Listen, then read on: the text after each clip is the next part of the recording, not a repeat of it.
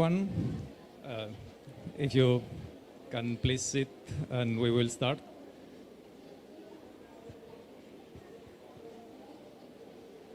Good. So, welcome everyone to this day of the Forest Pavilion. The day is dedicated to the Amazon Forest, Amazon Basin. My name is Nelson Grima, and I coordinate the Science Policy Program of IUFRO, the International Union of Forest Research Organizations. It is my honor to introduce today the Federal Minister Norbert Ochnik, Minister of Agriculture, Forestry, Climate and Environmental Protection, Regions and Water Management of Austria. The Minister will open the pavilion today, and please, you have the floor.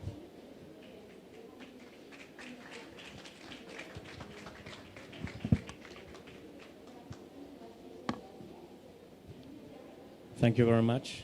Excellencies, ladies and gentlemen, I have to be honest with you, it's my first day at my first COP.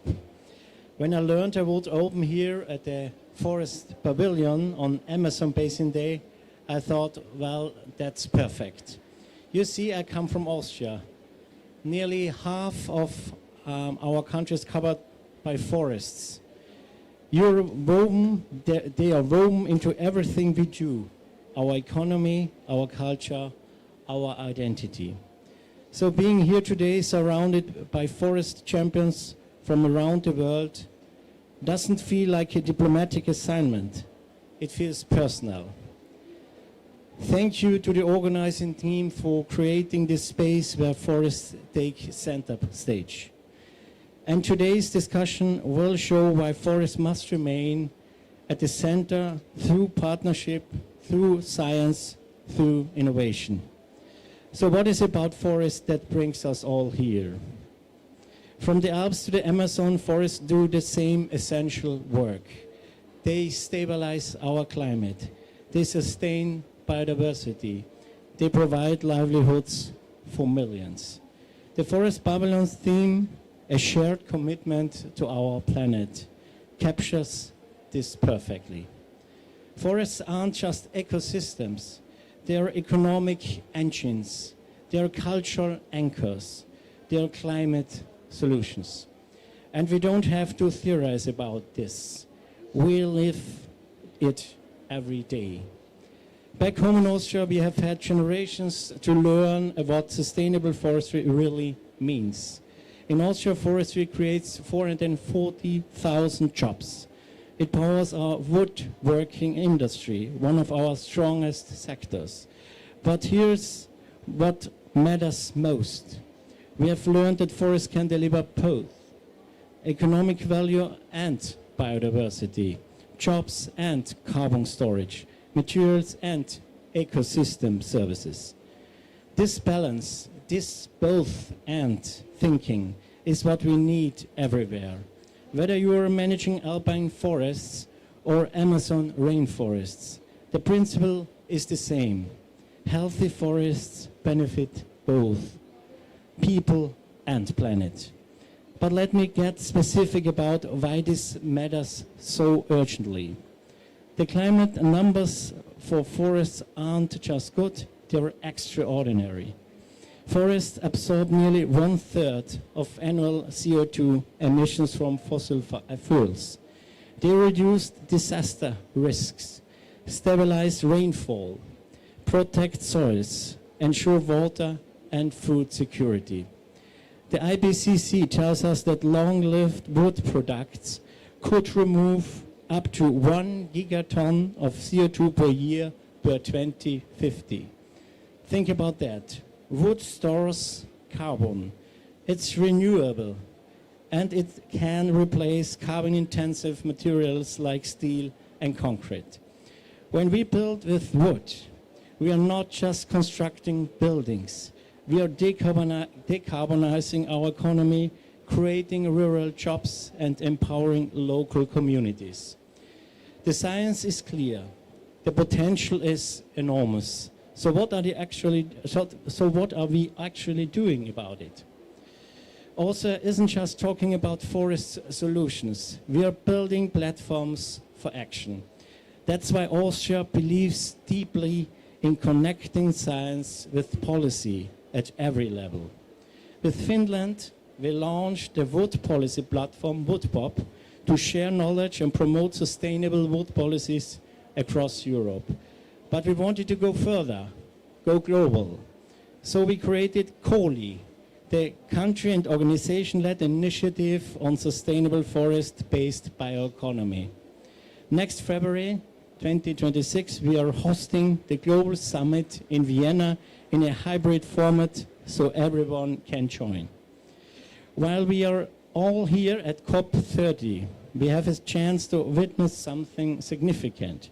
Tomorrow at 11 o'clock in the thematic hub, we are launching the acceleration plan on sustainable and resilience constructions. This plan brings together everything we have been talking about. It is a roadmap built on real collaboration. Governments, private sectors, scientists, communities, all working together under the guidance of FAO's Sustainable Wood for Sustainable World initiative, the Forest and Climate Leaders Partnership, and Built by Nature. I congratulate these organizations to their leadership. The goals are ambitious but achievable.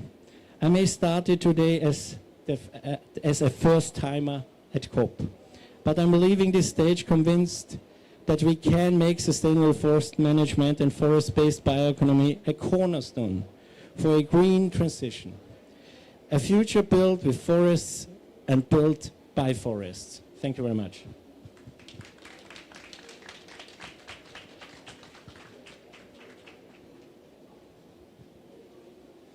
Many thanks, Minister, for these inspiring words that open a full day of discussions and talks from experts, but also from indigenous communities and other stakeholders.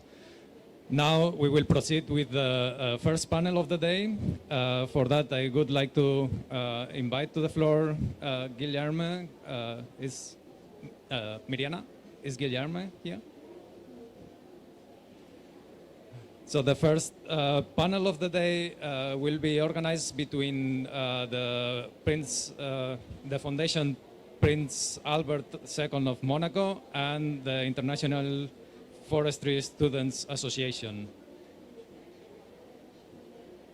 But it seems that the responsible person is not here, so we can switch positions and we will continue.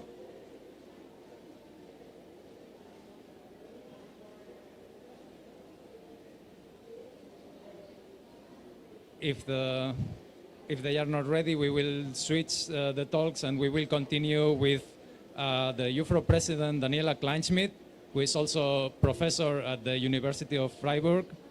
And Daniela, you have the floor.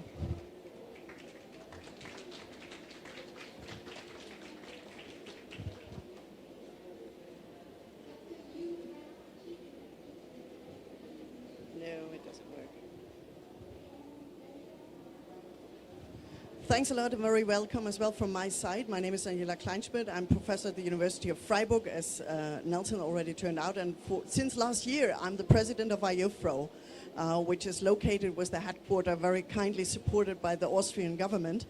And we are, of course, very proud, and it's a great privilege to be here and open the Forest Day together with the minister and many other delegations who are very supportive and thinking that forest might be the solution for the climate in the future. Let me just introduce, or starting a little bit with some words about IUFRO and what we have there. And you know, IUFRO is a network. It's a network of global scientists all over the world. We are representing more than 15,000 scientists globally, which is quite a lot, and which means like we have a non-governmental organization. It is not for profit, so all of the scientists are working for IUFRO and on behalf of IUFRO just voluntarily. And this is the great network where we fit together and where we do things together. We try to make the best out of our science informations. So what we want to do is, what's our major aim is to enhance the understanding of ecological, economic, but in particular as well the social aspects of forests we have ahead of us. Maybe to give some numbers, I already said it's 15,000 scientists, it's 630 member organizations, even a little more than that, 630 member organizations who are part of this voluntary network supporting IUFRO every day globally. And so we have more than 100 years of tradition behind us, so it's quite a long term we have behind us. And we have, maybe just to tell you what is going on there, if we have actions, if we have conferences, then it's like 100 events yearly that are organized by IUFRO member organizations in more than 115 countries. So we are very happy as well and proud to be part of the CPF, so the Collaborative Partnership on Forests, who is together with the FAO organizing this pavilion. Otherwise, if we are not sort of shaking hands with each other, it will be not possible to do that. I just wanted to show you a little bit of, or some results from the research of the last 20 years of IUFRO. So IUFRO, I told you, is more than 130 years, and I'm not going back this 130 years because that time maybe climate change was not the major issue. So when it started all about IUFRO, it was about forest growth and how to make the best out of forest and make it most efficient wood production. But that has changed a lot, so we looked at the last 20 years to have a look at what happens when we look into forest, and we are all talking about forest science here. What happens if we are looking into forest and combine it with climate change? What is the thing about forest and climate interactions? And here I just wanted to show you one of the results from a former study of IUFRO showing the environmental discourses over time. And what you can see after the war, there was a lot about modernity. This was all about, well, new production, new technologies, bringing things forward, building up new things. And then there was a time when people started to recognize maybe there is an end of fossils, there is an end of resources, and we need to take care of that. But it was, as you can see, the discourse and at its best was rather short. So that was already ended, and then people were saying, okay, yeah, we have to take care of that, but we don't want to miss out on development. So instead, what we need to do, we need to have new innovations, we need to have new technologies, and then we can have it both. We can take care of the environment on the one side, but on the other side, we can as well have economic growth, and we allow both. And that was even, well, more fostered with the Sustainable Development course, which you already mentioned in the Sustainable Forest Management discussion. But nowadays, if we look a little later here, then we see this one where it's all gray. This is sort of the climate discourse. And most of the research of most of the ecological discourses are captured by all this theme of climate. So this is really covering it all, and this is why we say it's a climatization of the discourse. This is something that really happens. So whenever we talk about forests, whenever we talk about any other ecological issues like biodiversity, there is hardly anything that goes without climate. So what we did for this 20 years, what we analyzed is that there were 34 World Series reports. IUFRO has many of those. So in the last 20 years, 34 World Series reports.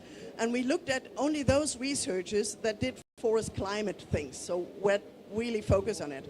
So we looked at the topics, at the problems, and at the solutions to identify what's at stake in research, but as well to show where is the trend going, in which direction is it going. And first of all, maybe this. So those ones, the blue ones, were the non-climate related reports. So in the last 20 years, it started 2005 until 2008, climate was not in it. So there was no climate mention. So it started really from 2009 onwards that the climate reports or the relevance to climates became more and more prominent over the years. And now you can see that the forest, so only forest without any climate, is really declining a lot. And when we look at the topics, so here you can see the climate centered, so which are mainly looking on climate and forest and not forest and climate things, that is growing. The number of forest centered is still being there. Well, we are a forest science organization, of course. But what we can see as well is from the mitigation discourse, which has been rather higher up here, the blue discourse, the green discourse on adaptation is growing a lot. So our discussions, which happen in science, have changed or shifted a bit the focus from mitigation to adaptation, which is quite relevant because when we look at the COP here, we are talking mainly about mitigation. So, well, what is demanded from the forest is mitigation, CO2 sequences, and being a sink for the forest. But what in science is discussed a lot is as well about adaptation, because we realize that the forests are not just this thing, but they are producing as well something for the future, fit for the future, and for the climate future. Here are a little more of the different kind of themes we have in there, the major topics that are evolving. What we can see as well, that's carbon sequestration is really, this is, you should not be worried about that too much, because this is just because there were no reports at that time. So this is not because it's not relevant. So if you take this away, you see that there's a strong increase for the carbon sequestration and storage research we have in IUFRO. So it's really taken up by all the forest scientists, or by many forest scientists in the reports. What we see as well is biodiversity and conservation is going up quite a lot, as well as we see the indigenous people and local communities relevance is becoming more and more relevant as well. So these are sort of the topics that are raised. And when we are looking into the problems that are discussed in the reports as problems, so this is not what I say it's problems, but this is what we gather from the scientists, what they think is a problem. And then you can see the whole left side, so whole right side here, everything that is blue is about climate change, forest loss, and biodiversity loss. And the interesting thing is that it's really going hand in hand. You hardly discuss anything where it is not interlinked with each other. So you can't discuss forest loss and deforestation without the climate loss, and you can't, or the climate change, and you can't discuss that without the biodiversity loss. So it's really interconnected with each other. And we see when we look into forest problems, we look into pests, diseases, invasive species, reduction of carbon storage, which we've seen as well in Central European countries a lot, forest fires, and declining carbon sequestration. So there is a lot on climate in that regards. But on the other hand as well, and this is what I showed you earlier, there is an increase in the recognition that climatization is taking over all other kind of topics, which becomes a difficulty as well. On the one hand, we see it's very important politically. On the other hand, if we need to discuss as well other issues that are there. And here you can see another problem that is mentioned a lot, and this is inequity, marginalization of indigenous people, local communities, poverty issues, and as well some economic issues that are, well, maybe not the first problems attached by science. But what we see as well is the problem of implementation. So the lack of knowledge which is existing and the way how things are implemented. And in particular, when we are here in those kinds of events like the COP, or as well in other international political governance processes, we recognize there is a lot going on, but whether something is implemented or not, that raises a lot of question marks. But of course, I should not only talk about problems, I should talk a little bit about solutions as well. And so I gave it a question mark because it's always a question if science comes up with a solution or not. But this is what science, well, sort of supports and says, what is the objectives of the solutions? Is of course it's forest conservation, forest restoration should be a solution, reduction of greenhouse gas emissions and biodiversity conservation, which are all ecologicals. And here you find as well the solutions, and you mentioned it already in your welcome speech, saying sustainable forest management being one solution for, well, overcoming or achieving these ecological goals. Tree plantations, ecosystem management, but as well the diversity of species. On the other hand, what we are waiting for is as well social objectives. So eradication of poverty, which is a huge issue here at COP as well. The same as environmental justice, the securing of livelihoods of people in local communities, and the power asymmetries. And here is some issues as well, how the scientists think it should be addressed. So land tenure security, of course, management, which is done by the communities and by the indigenous people, and the inclusion of multiple knowledge games. And of course, economic, and this was mentioned already in the welcome speech as well, the circular bioeconomy is a very, very relevant achievement, which could be a holistic approach where everything comes together in a way, and economic development alternatives to growth paradigms. So these are aims that are raised by scientists, and they think about increasing agricultural productivity, economic and industrial development, and efficient production technologies are one way to achieve those. If we have a look at these key policies and key solutions, what has been mentioned a lot about the key solution is RED. But this is, of course, because we are looking backwards for 20 years, and there was a huge research sort of way on attached to RED. So in the future that might go down, but as well, Bond Challenge here, you see all this about forest restoration issues. Another one is the research knowledge exchange, which is an important issue. And I think as we are IUFRO and we are doing this, so we are doing the knowledge exchange, so we are part of the solution as well, and I think we are very proud of that. What is mentioned as well as very relevant are the carbon markets and participation as relevant solutions here mentioned. And I think that is quite an important issue as well. In particular, and I think we have to learn a lot about that, there is this carbon market situation is quite complex, and I will come back to that. And there needs a lot of understanding, and I think we are not all ready for it.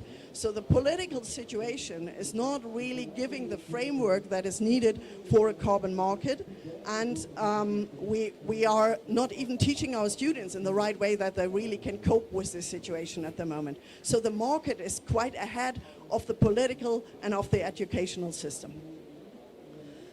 Interestingly, even though many say that, well, the international policies are the solution, so we need more international policies like here at the COP, at the same time, we know that there is a lot of critiques against it.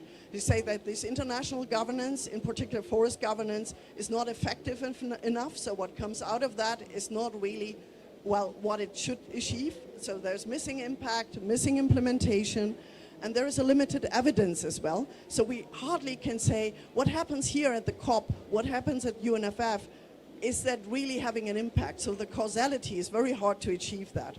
And then we see as well that we have a fragmentation of the different policies, which is really, because I said in the beginning, the problem is that the situation is that it's quite interconnected, having the climate situation, having the biodiversity situation and the forest situation.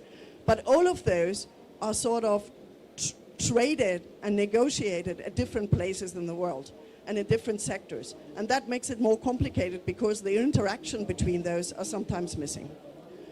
But in the last decade, there has been another sort of branch of criticism raised, and this is about against ecological justice. So the question whether it is just, who are the winners and the losers? If we have new instruments, it is very rarely that we have some that is win-win. There is always situation as well that we should ask as well, who could lose maybe from it? And when we talk about tenure issues, that is quite concrete. We talk about post-colonialism, exclusion and commodification, where some issues that were raised as critical social critique of the governance situation. As I said, I wanted to come back to the carbon market as a solution. And from one of the reviews we had, what we saw here is that this financialization, it's not only carbon, but it comes now to biodiversity, it's going into other ecosystem services as well, is really taking off. So the market situation is becoming more and more important, so we need to know more and more about it, and the political sector needs to get sort of having a grip of those markets as well. And there is a lot of quantity that of the forest-related finances, so that grows a lot. Yeah, you can see that here. So this is the climate finance until 2021, and it's shooting really in the sky. So it's really skyrocketing. But as I said earlier, the situation of the markets is really complex, and so understanding this financial architecture is not that easy. And what we know as well is that there is a few investors that have outsized influences. So we need to know more about it. We need to better understand the financial and the market situation that is coming, where markets of forest and climate are coming together. So coming to the last part of it, it's about the trends, what we can see. And I would like to raise it from the last 5 years, what has been raised there in science. And that the trends of the topics are clearly on the social side. So this is what has been really triggered the people or the scientists to think about when they think about forest and climate. They say it's the people, it's a matter of resilience of the full system, ecological, economic and social, but it's as well about the dependent communities and people, provision of livelihood, economic resilience, and as well gender inequalities. So the main problem then is the lacking of effectiveness of existing policies, as we have seen those which go across all of this. And so we need to look into these different parts of those as well. Solutions, and I think this is what we need to think about, is what is sort of provided by science as solutions. And this is sort of design matters of governance, how it should look like. What is the first of all is that scientists say it needs to be context dependent. So there need to be a specific context, and we need to keep that in their eyes. There is hardly one size fits all solutions. And adaptive management policy learning is important as well across sectors. So not only in forests, but as well about climate, about biodiversity, about economic issues. So we need to learn across those. Consider all ecosystem services, which is as well, it's asking for a holistic approach, not only for the climate, but looking into the others as well, combining different instruments, and of course, very important is as well, strengthening the institutions we have. To sum up, I think what we realized when we did this study is that there is some paradoxes in the frames in this forest climate research. On the one hand, we realized there's hardly any forest research that is without a climate focus. So you hardly find that. But on the other hand, we are moaning about a climatization of the discourse. So we are saying, okay, there is too much of a climate, there is many other topics that needs to be realized, in particular in the social perspective. Then there is an increasing political demand for climate mitigation of forest. And on the other hand, there is an increasing research on adaptation rather than on mitigation, because we realize the forest needs it. And then we have climate change, forest and biodiversity loss as a strongly interlinked problem, whereas the sectoral policies we have internationally. And then we have international governance as solutions, but on the other hand as well as strong critique of the international governance, of its effectiveness, of its social perspective. And then the market-based solutions, whereas the growing finance complexities and the investments asymmetries we are facing. But there is as well some agreement in science, and this is that what is needed is holistic solutions, including all perspectives of forest and climate, and as well context sensitivity and a people-centered approach. I think this is what we can offer from the last 20 years, and this is just in a nutshell to try to identify what we really have there, what we have done in science with all this voluntary work in IUFRO internationally. Thanks a lot for your attention. Thank you, Daniela, for the excellent presentation, and maybe stay here in case there are any questions. If there are no questions now open, you can always contact Daniela afterwards, either here or by email, and she will be pleased to answer. There is a question. Forgive my French. I have a question. I'm not a scientific, I'm a writer, but I'm working on the theme of the forest. And the factor of the time, the factor of the growing of the forest, we need to find always a solution, but very short time. And the movement of growing of the forest and the change is so long. And how to put a bridge between these two aspects? Yeah, thanks a lot for this question. It's very, very, very important that you raise that, because sometimes we feel like there are responses, political responses, asking for very simple solutions, and like growing trees. So plant trees and then we will solve the issue. which is, it can't happen like this. There is a European Bauhaus initiative and going on, and they say it takes like 300 years. Because of course, first you would need to plant the trees, then you need to use the trees and reuse the trees. And if you do all of that, and if you do it on a certain scale, then maybe we can do something and we can provide a decent solution. That doesn't mean that we should stop with it, but it's for sure not a short-term solution to the real problem at stake. It is one little puzzle part in this bigger picture. Any other question?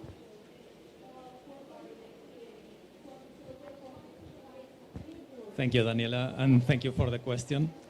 So now I think the next speakers are ready.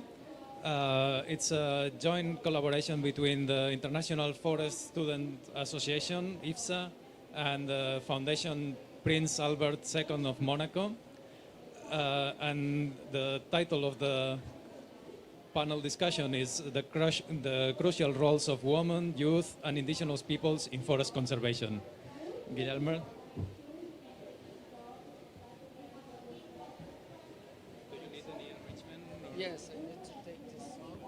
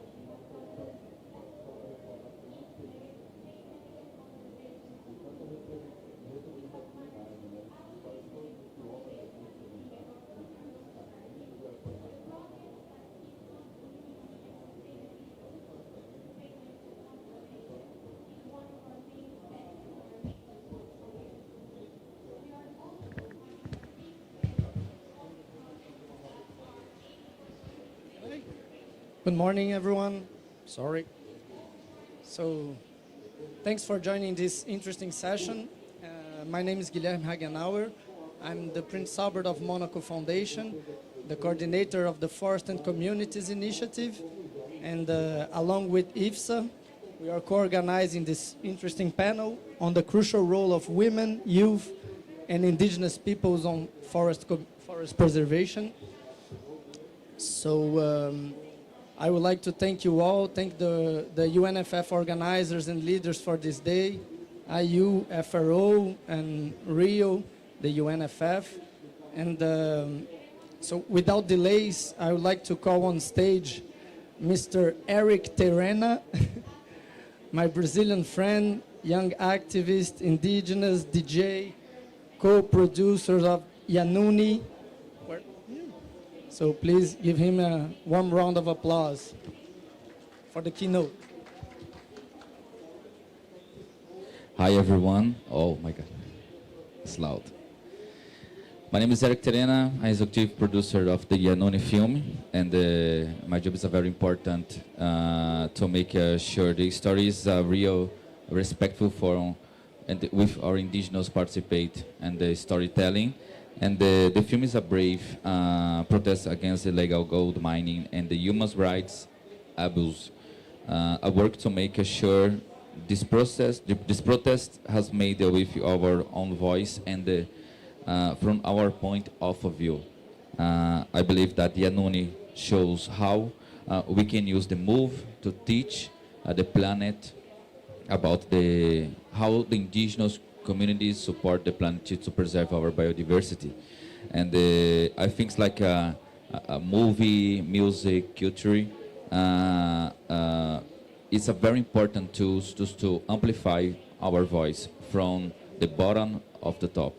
And we need to understand a little bit more about the indigenous communities, about the indigenous leaders, and how our creative process with our relations with the Mother Earth. And of course, this way we can build more and more mechanisms to amplify the indigenous voice and use music, cinema, and assemblies, and we can also inspire the next generation and to use these tools, these mechanisms, to keep on fighting for our culture, for our land, to protect our biodiversity. And I would like to say thank you very much to this opportunity. Thank you, Guilherme, my friend. And we are here to support the indigenous communities and use the communications to amplify our voice. Thank you, everyone. Ana Puyakwe, and Terina language. Yes, okay. We will show a trailer for the Yanun film now. Thank you, everyone.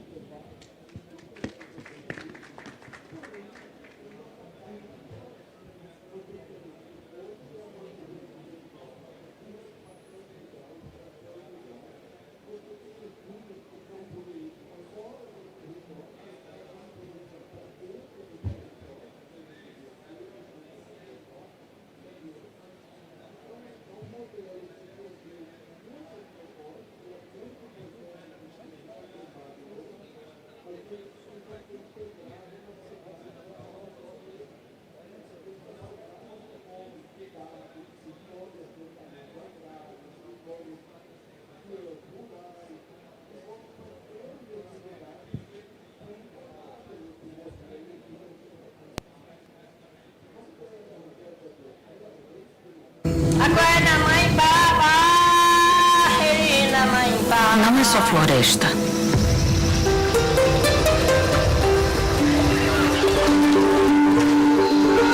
É a mãe. É a cura.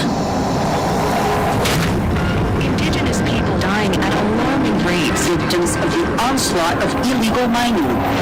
Estamos em guerra há muito tempo. Tratando aqui de uma situação emergencial. E essa responsabilidade é de vocês. É de vocês. Vocês não sabem o que é perder o filho. Vocês não sabem o que é pegar a invadida. Vocês não sabem o que é expulso de terras. Vocês não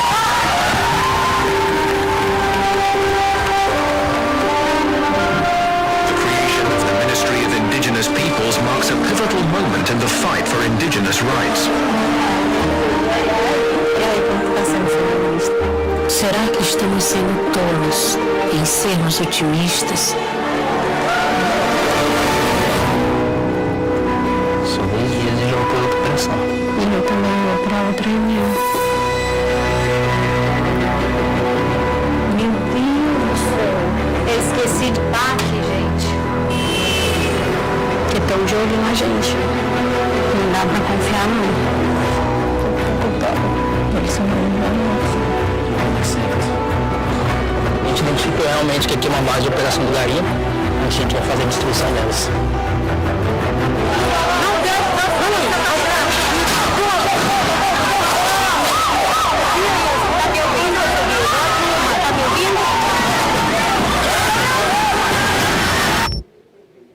Você está me ouvindo?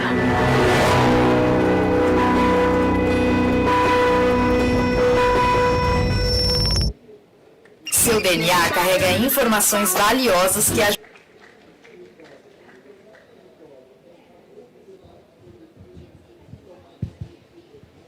Thank you, Eric, for letting us put this interesting movie to introduce our team today.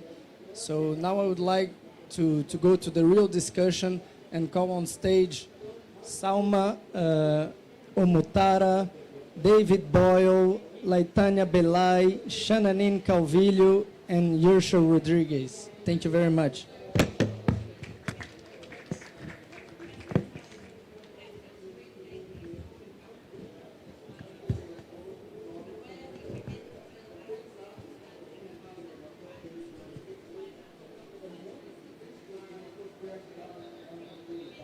Thank you, Gillian.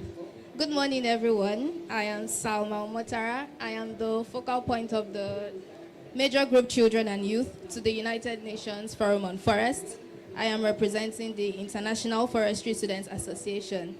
It is such an honor to moderate this session on the crucial role of women, youth, and indigenous people in forest conservation. We are very fortunate to have with us an exceptional group of speakers who will bring diverse perspectives, expertise, and their on-ground experience through their presentations and their dialogue. I hope we are able to deepen our understanding of how an inclusive, community-driven approach should be to strengthen forest conservation worldwide. So without further ado, we should get right into it. First, I would like our speakers to give a brief introduction about themselves. We want to meet you, your name, your organization, and your message for us today. What do you want us to learn from you? So I will start with you, baby. Good morning, everyone. My name is David Boyle. I'm a proud Indigenous man from far north Queensland in Australia, in a region we call the Cape York. I'm a proud Cookajungan and proud Western Yalnji man. I just want everyone to understand that, first of all, I'd like to acknowledge the traditional custodians of the land we're meeting on today, and pay my respects to the native people of this land. What I want people to take out of our talk today is how important some of the community-based work we are doing is for our planet, and just the sense of culture and identity that comes with the sort of work that we do. Yeah, thank you. Thank you. My name is Shananin. I'm from Mexico, from the Ingigua territory in Puebla, in the valley of Tehuacan. I'm organizing in my community as Natsu, that is an initiative of women, gender diversities, and youth to protect our forest ecosystem in the semi-desert. That is one of the major core of the water cycle in our territory. So what we do is that we preserve the traditional knowledge of our people that is rooted in our territory and also in the defense of the land. So for me, one of the messages that we want to share to the world and that we have been working on while intersecting the climate movement and the land defenders movement of indigenous peoples, peasant organizations, is that it's not only that we are protecting the forest, but that we are also, as the Yanuni film has showed, in war with a system and with a force of extraction that is putting our territories at risk, as well as the people defending it. Because in our region, most of the people that are defending the territory are in threat because of these industries that keep extracting from our territories. Thank you and good morning, everyone. My name is Latanya Belay Jandam. I am from the indigenous Dayak Ngaju and Dayak Maanyan tribe of Borneo, Indonesia, and I'm also the advocacy coordinator for Health in Harmony. We are a 20-year-old planetary health organization. We stand beside the solutions of rainforest communities across 4 continents for rainforest protection and planetary health. I come to this conversation today as we speak about women, youth, and the role of indigenous peoples, remembering my mother, or what we call my ine in our language, and the fierce advocate for forest and people that she is. I am an only child, but I did not grow up alone. My mother kept our doors open, and over the years, we have lived together with many, many young indigenous Dayak women who studied at our tables, who sang and danced with us in our living rooms, who practiced our traditional rituals together, and who would often call my mom when they go into any difficult situations or want to share any story. And I think witnessing that work that my mother has done made me realize that care is not just sentiment, care is structure. And that is the connection that I offer for this conversation today. That when we speak about the role of women, the role of indigenous peoples, and the role of youth, we are not only talking about helping hands or the co-benefits at the side of a technical plan. We are talking about the very core systems that operate stewardship and that operate care, not only for our people and for our land, but care that also extends to protect everyone around the world. Thank you.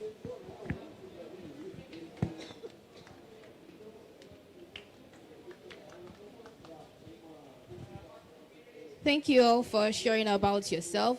We are still expecting a speaker, Yusha Rodriguez. She's a climate activist from Colombia. Okay, Yusha is coming to join us. Let's give Yusha a minute.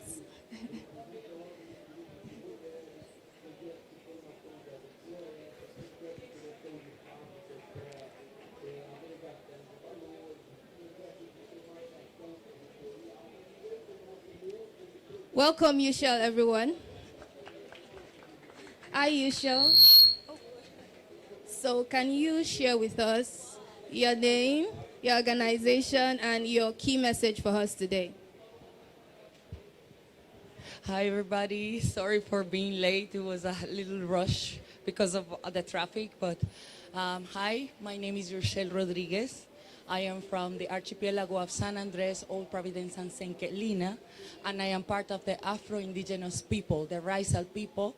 And in my territory, we protect the third greatest barrier of corals we have in the planet. So my people are also guardians of very important part of ecosystems that protect life. I am from the Ifnados and Who organization. We are an NGO that works on we believe in storytelling, and storytelling from the ground, storytelling from the communities, respecting their ways, respecting the way they want to build their future. So the thing that we do and what brings us here together is because with Health and Harmony, the FSC and other organizations, we come together and we create programs that trains in indigenous Afro-descendant and local communities to tell their stories. We do capacity building, but also we provide a network so their voice can be heard in spaces like this. So we really believe in programs like the community thriving narratives that are based on FPIC, free, prior, and informed consent, but also we believe in the stories of the people and that stories can really transform the future. So thank you, and once more, sorry for being late, and let's have a great time, let's learn a lot, and let's continue be partners and allies to indigenous, Afro-descendant, and local communities and give them the voice and the spaces they merit and to lead this climate crisis and the solutions we put on the forefront for it.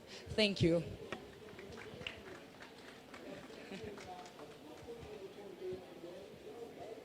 Thank you all for sharing about yourselves.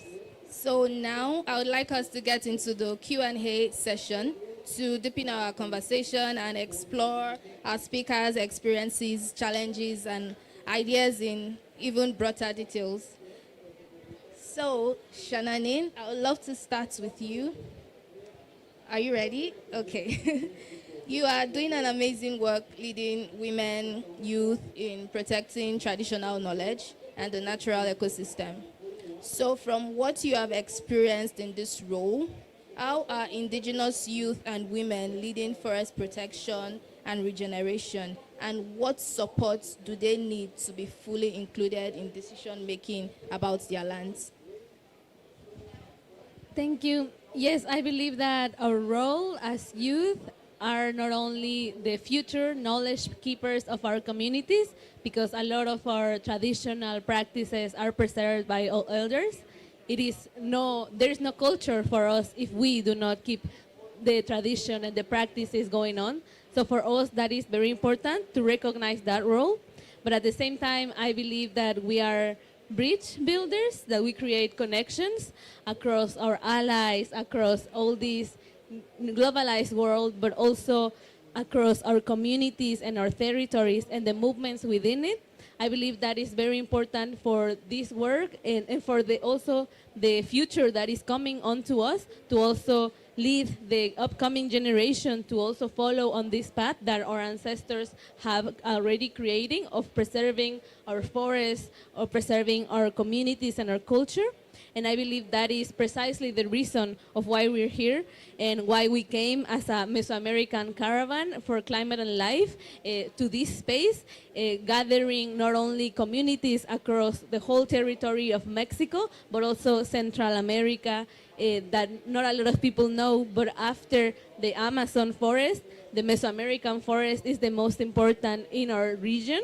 And it is home to a lot of diverse communities that we are part from, that are united across the tradition of food as well as the milpa. That is not only a crop, but it's a form of life. It's a form of knowing and being in this world. And I believe for us that is very important to recognize what is uniting us and what is also going to move us and keep us together in the upcoming future that is uncertain and that might be also dangerous for a lot of us. So I believe that it is for that reason that we are also gathering not only across the climate movement, but also allies in other movements, peasants movements. For us, it was very important also to be here to mobilize with the people of the different initiatives that are already ongoing and preserving the territory here to be able to build these connections and networks. And as yourself said,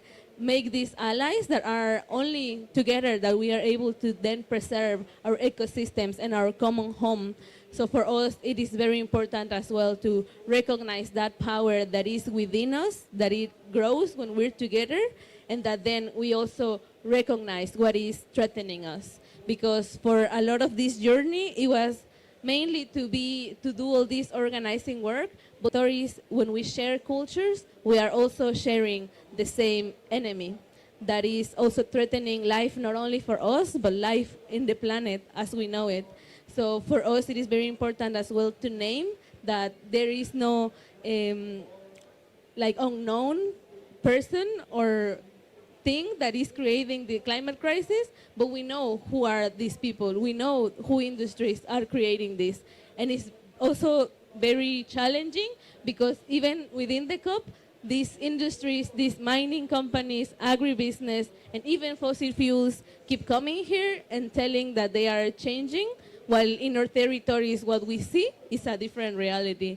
We keep seeing this promise of development now with a green label, but it is still threatening and it is still reproducing the same colonial dynamics that have created the climate crisis and that we are now denouncing. So for us, it is very important that we also break these barriers in the mind, that we re-indigenize our minds as well in front of the ongoing colonization, and that we then support each other in this fight for our Mother Earth. Thank you so much, Shananin. That was really profound.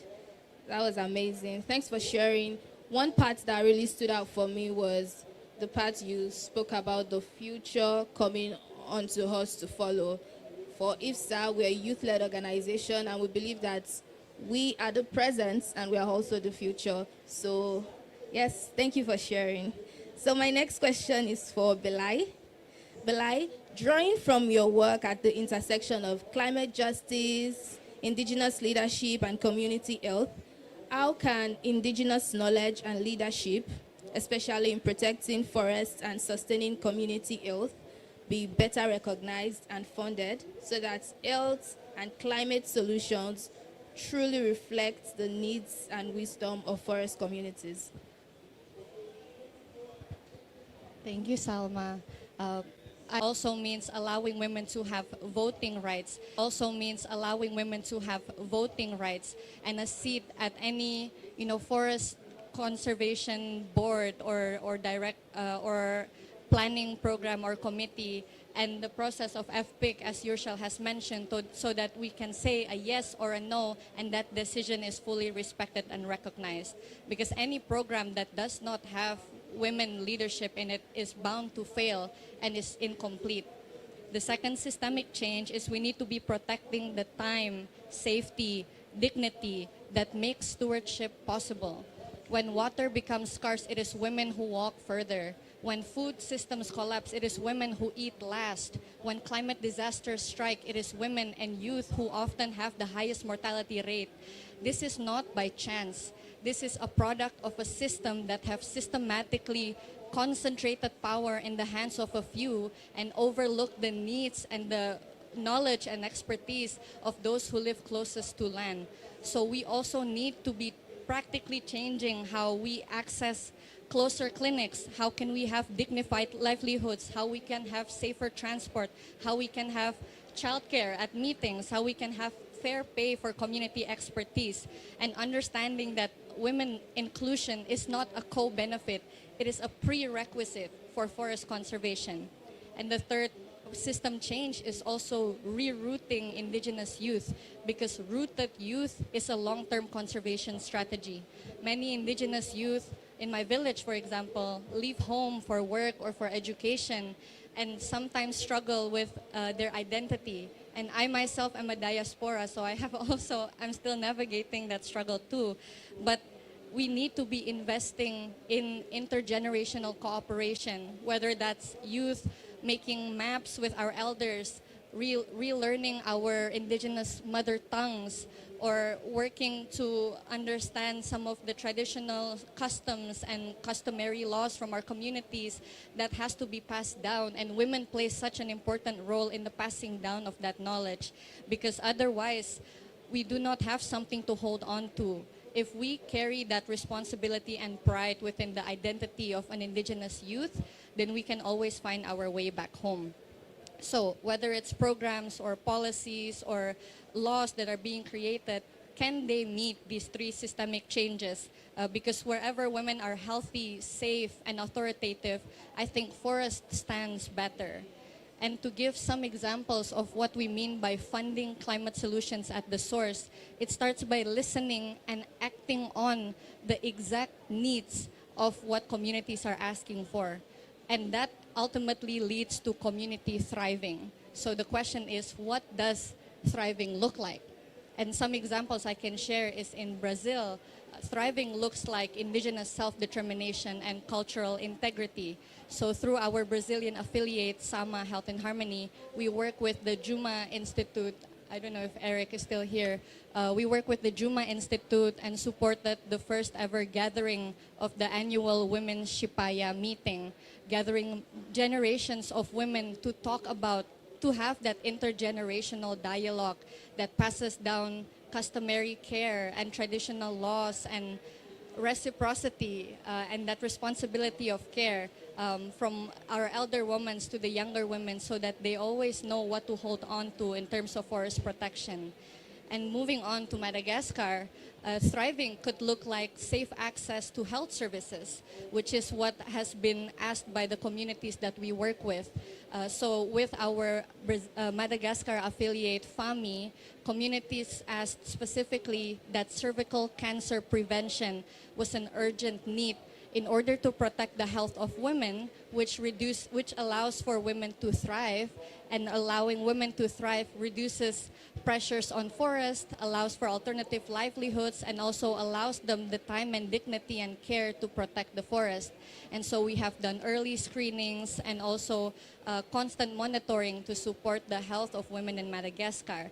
And then my last example is from Indonesia, where thriving looks like alternative livelihoods. So particularly through our Indonesian affiliate, ASRI, or Alam Sehat Lestari, we work with widows in the region where they are particularly vulnerable because they often have to care for their families alone, but do not have access to resources or formal jobs that can allow for them to do that care work. So ASRI created a program with the communities that they designed called Goats for Widows, where goats that hold cultural and also economic significance in the community are given to allow women to build financial independence.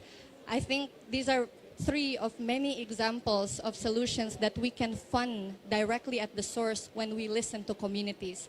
Because thriving communities means thriving forest, and thriving women is a foundation for thriving communities. Thank you. Thank you so much, Belai. That was really good. Putting women at decision-making space, allowing women to have voting rights, and also youth.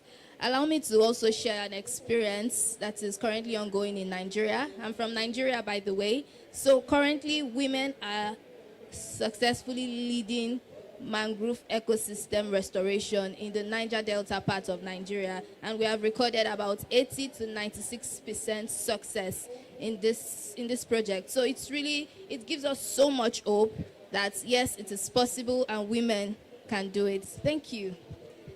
Next, I'm going to Yushel. David, I'm still coming to you. So Yushel, next. You are doing an amazing work at the If Not Then Who department, using storytelling to drive action and change. It's actually sad that we could not see a movie from your organization because of the language barrier, but we did see a trailer earlier at the start of the session, Unani, which is similar to what you do at If Not Then Who.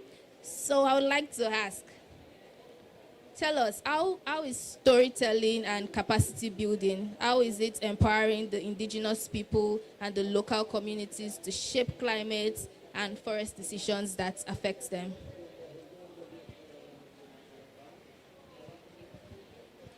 So for us at If Not Then Who, like I said before, we truly, truly believe that stories can transform and can shape the future. So for us, it's very important to really, and this is where when we talk about, one thing is like empower, and the next is capacity building, because you can come to a community, you can share, but if you don't leave capacity, if you don't leave access to the networks, because we can come, make a documentary, train the community, and then we go.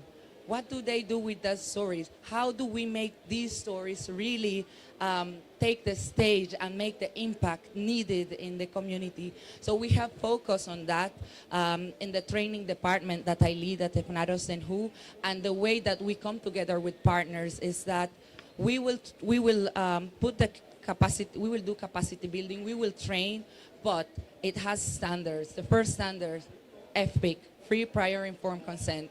We need to go to the community, ask the community, what thriving mean? When we're working in Panama with the CTN, with the Community Thriving Narrative Project, and the first thing, when we went to the community, the first thing we asked, what do you want to say? What do you want to share? What do you want the world to know? And from there, we build the capacity with the communities. We leave gear, we leave technical skills, but also we reinforce the building of networks. We reinforce the building of their own communications strategies. And we also build platforms like this. We also share with we have a great relationship with the CAA in Los Angeles, with Hollywood. Bill Pullman is part of the board of If Not Then Who. So we have a straight direction to spaces where we can share these movies. We have the movie that Yayuni. We have also We Are the Guardians. We have many movies, stories that are reshaping the way people are looking at the forest, the way people are looking at the guardians of the forest, because we need to learn that, and I really like, and I will take this word from one of my friends, Leo Cerda. He said in a speech, like, people do not need to come to the Amazon, you know, because the communities knows how to protect, how to reforest, how to talk to the spirits in the forest and do what we know what to do, you know. I'm also part of a community.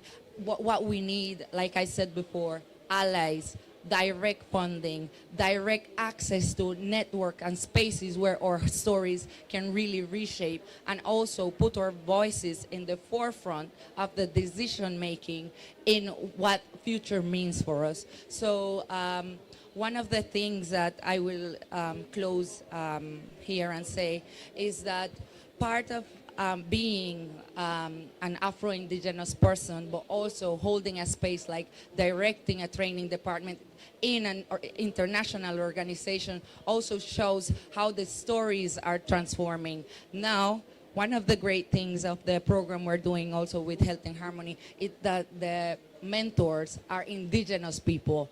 Like for us, we start like training with our mentors, but after you graduate of the programs, you became a mentor. So we don't need to go back to the community because we have already trained filmmakers, photographers, journalists within the communities, and they are the ones holding the knowledge, holding the information, but also sharing it with these spaces, with these networks, and transforming for them what's the future, and also protecting the forest from our knowledge, from our ways of seeing the future. So I could say this and many more things, but I think organizations like If Not Us Then Who, like Health in Harmony, allies that are really putting funds directly in the community, we need more of that. We need more of these allies being, side by side with us,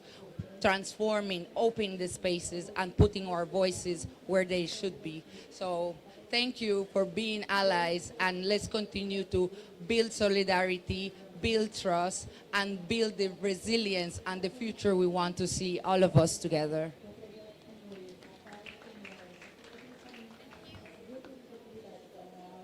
Thank you, Yushel. So we all heard Yushel. We need allies, we need direct funding, and we need access to networks. Thank you so much. David, I'm finally with you. So David, tell us, what lessons can indigenous-led carbon and ranger projects offer for ensuring that climate finance and decision-making truly includes indigenous people at the source?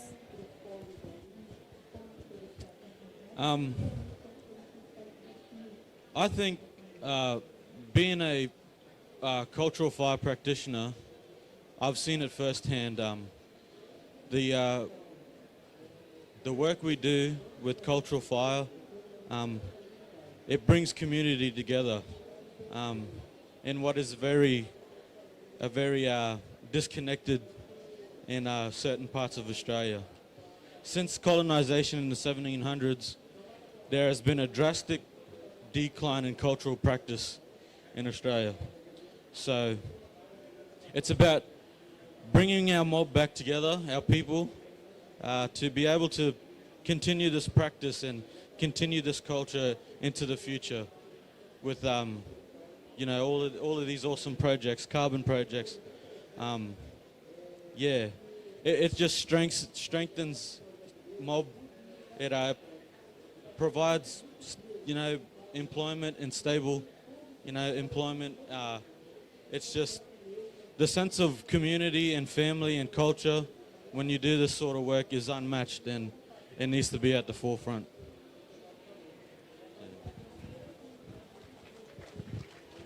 Thank you, David. Thank you so much. We are really pressed for time right now. So thank you all for your very insightful additions to this topic. So we are going to take questions now. Questions, but we can only take one question. So do we have questions from the audience? None? Okay.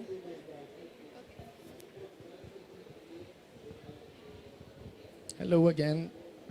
Thank you all for sharing these interesting stories. I would like to emphasize that, as Belém and Yushel just said, it's so important to follow the free, prior, and informed consent before trying to do any type of forest conservation. You cannot go into this without the free, prior, and informed consent. And also the role of women and youth in this movement, it's so important. Actually, the title of this panel should be the crucial role of women, youth, indigenous people, Afro-descendants, local communities.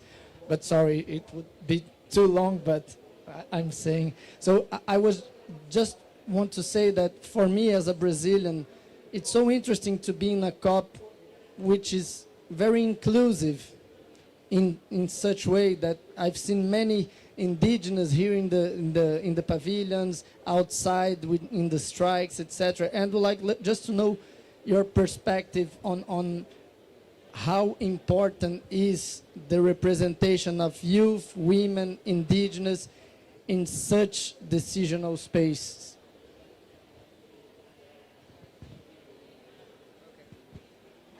I will like this.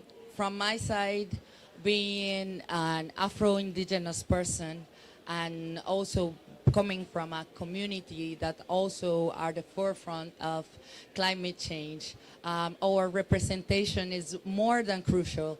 And I think the word is not just representation, because we can represent, we can come, we can be here, we can showcase, but the most important is having a space in the table, in the decision making of our livelihoods, because here we come to COP and we're deciding future carbon stocks, new spaces that we're going to protect, funding for projects, but where is the communities? And thank you, Guillermo, for what you said, because foresting is asking the community. So I truly believe in FPIC, but I also believe that it's not only representation. We need a seat at the table.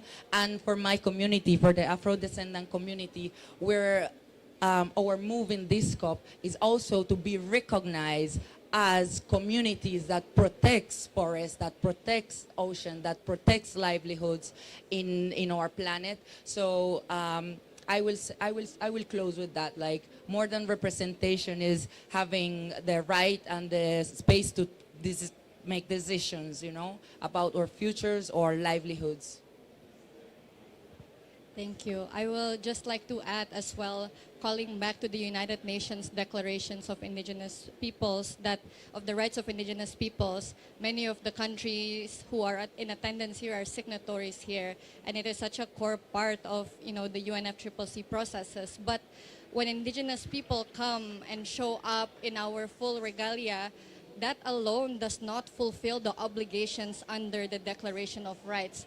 As Yurshel mentioned, what is representation if it is not paired with decision-making power and voting power?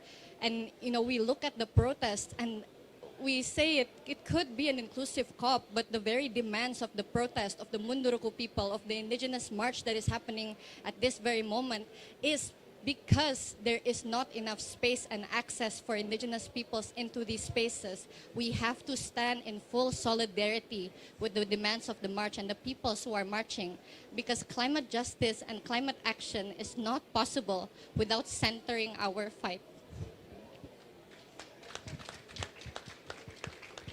Yes, I believe I also align totally with that. I believe representation must be important to start a movement, to make the conversation, but I believe that our communities deserve justice, and that is precisely what we have been demanding over in these spaces, but also in other, across the journeys that we made with the caravan. We presented many informed reports and already legal processes that are ongoing in our communities against the people that are threatening our forests, that are the mining industries, agriculture, agribusiness industries. And I believe that is at the core, because our communities can preserve the forest if the free-informed consent is agreed, if we recover our communal ownership and stewardship of the land. I believe that is the path, and that is precisely what we demand and what people have demanded all across this week.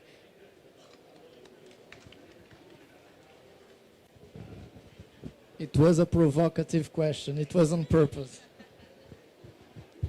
Thank you all. Thank you. Yes, truly, real representation involves being involved in decision making. And that is why we are very thankful to every of our partners and the UNFF Secretariat for always including youth in programs like this. So I would like to share key takeaways from our session today. Fund climate solutions at the source, include IPLCs in decision-making processes. Traditional knowledge systems are vital for protecting biodiversity. Indigenous people, women, and youth are essential to forest preservation. Moving on, I would like to invite a representative from the International Forestry Students Association, Eugene Shim, to make a presentation on our joint global survey on forest monitoring and climate action with the Food and Agriculture Organization of the United Nations. IFSA has been a long-standing youth partner of FAO, and we have been working together to amplify young people's voices in forestry, climate action, and sustainable development. Eugene?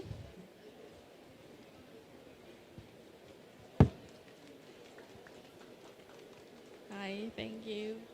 Hi everyone, good morning. I'm Hyojin Shim. I'm pleased to share some highlights from the collaboration between FAO and IFSA through the CBIT Forest Project, particularly our joint global survey on forest monitoring climate action. CBIT Forest Global is a global environmental facility funded project standing as building global capacity to increase transparency in the forest sector, accelerating the capacity building, knowledge sharing, and awareness raising. It is led by the FAO and aims to help countries strengthen their capacity to collect, analyze, and disseminate the forest-related data to meet the ETF that required in the Paris Agreement. IFSA, the world's largest network for the forestry student, has been a key partner for the CBIT Forest Project, and through a jointly developed work plan, FAO and IFSA aim to engage youth in forest monitoring and transparency. Through this collaboration, IFSA and FAO co-designed and co-implemented a global survey mobilizing its members and networks to participate and share their perspectives. The survey was designed with three main objectives. First, to better understand the current knowledge levels and needs of global youth and academia for engagement in forest monitoring.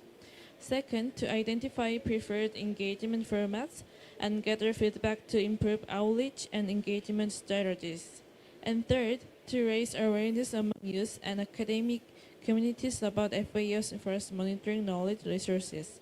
These efforts aim to make the resources more accessible, inclusive, and impactful. The survey gathered 158 from 38 countries across all continents, with particularly strong participation with West Africa. Research highlighted the importance of multilingual accessibility, with responses in English, Spanish, and French. The data also showed a good gender and international balance, with 53% participation from indigenous people. While most respondents were young, the survey also captured voices from individuals over 50 and even children, thus confirming the intergenerational interest in forest monitoring. Before the survey, many participants had limited awareness of this project knowledge and resources, including FAO's initiative to boost transparency of forest data, the e-learning curriculum on forest monitoring for climate action, FAO's open data platforms, and the suite of free, open source solutions for forest and land monitoring available through Open Forest. However, the survey itself served as an engagement tool, introducing respondents to these resources and stimulating interest in exploring them further. Next page, please. When asked about the preferred learning formats, respondents clearly favored blended learning, a mix of online and in-person engagement. Webinars and self-paced online courses are among the most preferred options, while short, quick, and purely passive formats such as short-form videos will rank the lowest. This indicates that the respondents value interactive, structured experiences that foster skill development and networking over time. Several key insights emerged from the survey. The importance of multilingual accessibility, as nearly 40% of respondents were non-English speakers. and the strong gender diversity and significant representation of indigenous people. And predominantly university-level respondent, consistent with IFSA's academic base. Most importantly, it confirms that interactive and participatory and long-term learning formats are more effective for fostering engagement and knowledge retention. Beyond data collection, the process itself raised awareness and sparked interest in forest monitoring among youth worldwide. To conclude, this collaboration between FAO and IFSA through the CBIT Forest Project has helped connect the global community of young forestry professionals with forest monitoring resources. We invite everyone to visit our webpage, explore the e-learning series, and join us in advancing transparency and action for our forest. Thank you very much for your kind attention. Thank you, Eugene. So, as we move to close today's session, I would like to invite Gilliam to do the closing remark. Gilliam's coordination has been very central to today's discussion, so we are honored to have him.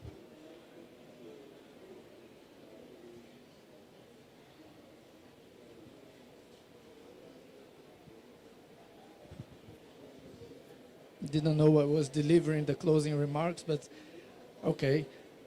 Thank you all for joining this interesting session with these powerful women and David. And it was incredible. I fully support everything they've said. There's no forest conservation without the real inclusion of women, indigenous, Afro-descendants, local communities, youth. They are the ones who are leading the future and the hope for forest conservation. So on behalf of Prince Albert of Monaco Foundation, I would like really to thank you all for joining this session. And of course, thank you all of them. A big round of applause to this interesting session. Thank you.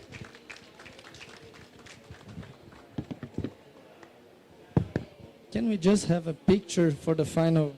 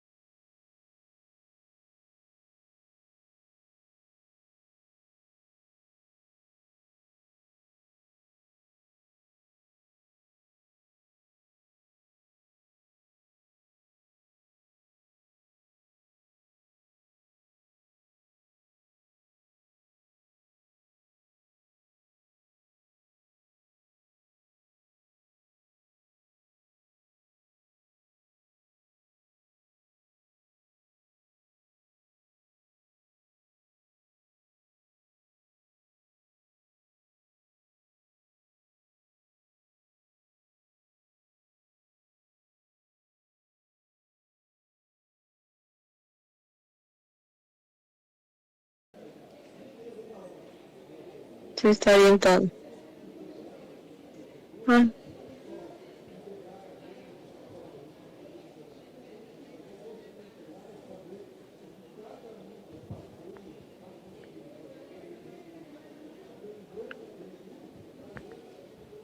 Boa tarde a todos e a todas. Eu sou Garo Batmanian, eu sou o diretor-geral do Serviço Florestal Brasileiro. Só um instantinho.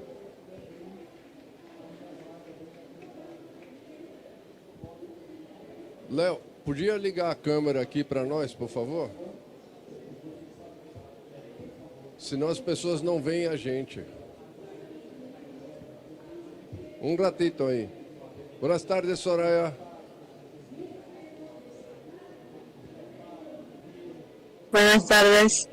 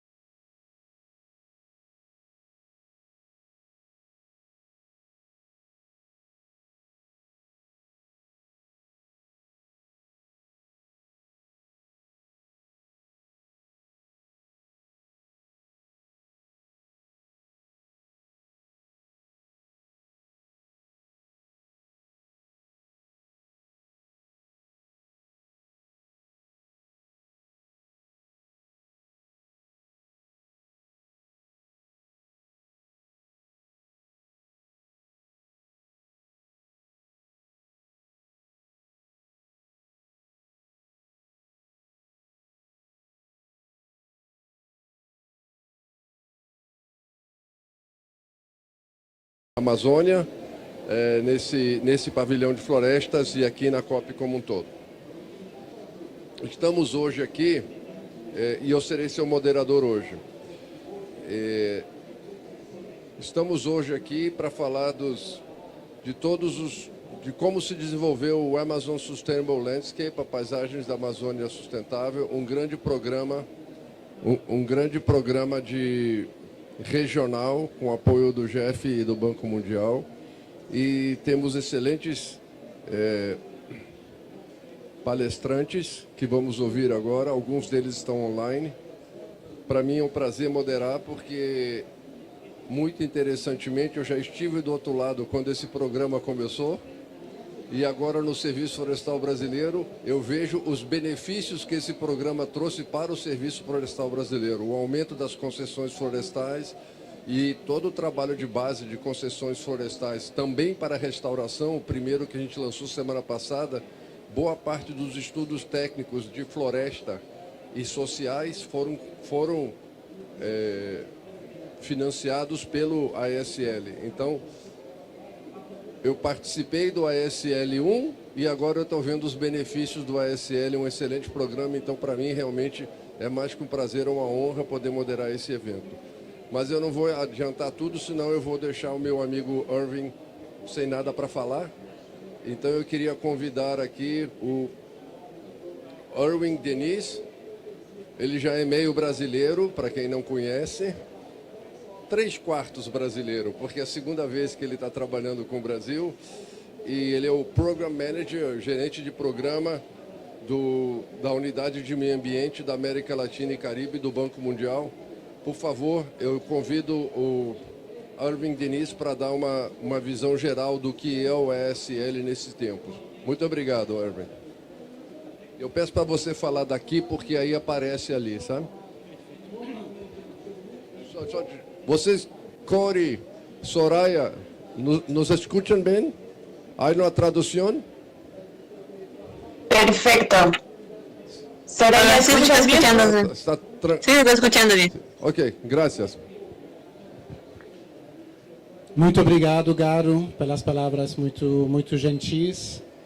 E bom dia a todos e todas. Meu nome é Erwin Diniz, do Banco Mundial, e representando aqui uma equipe técnica de profissionais ambientais, sociais e, digamos, de gerências de projeto, de gestão de projeto, trabalhando no dia a dia com as equipes do Programa de Paisagens Sustentáveis, ou ASL.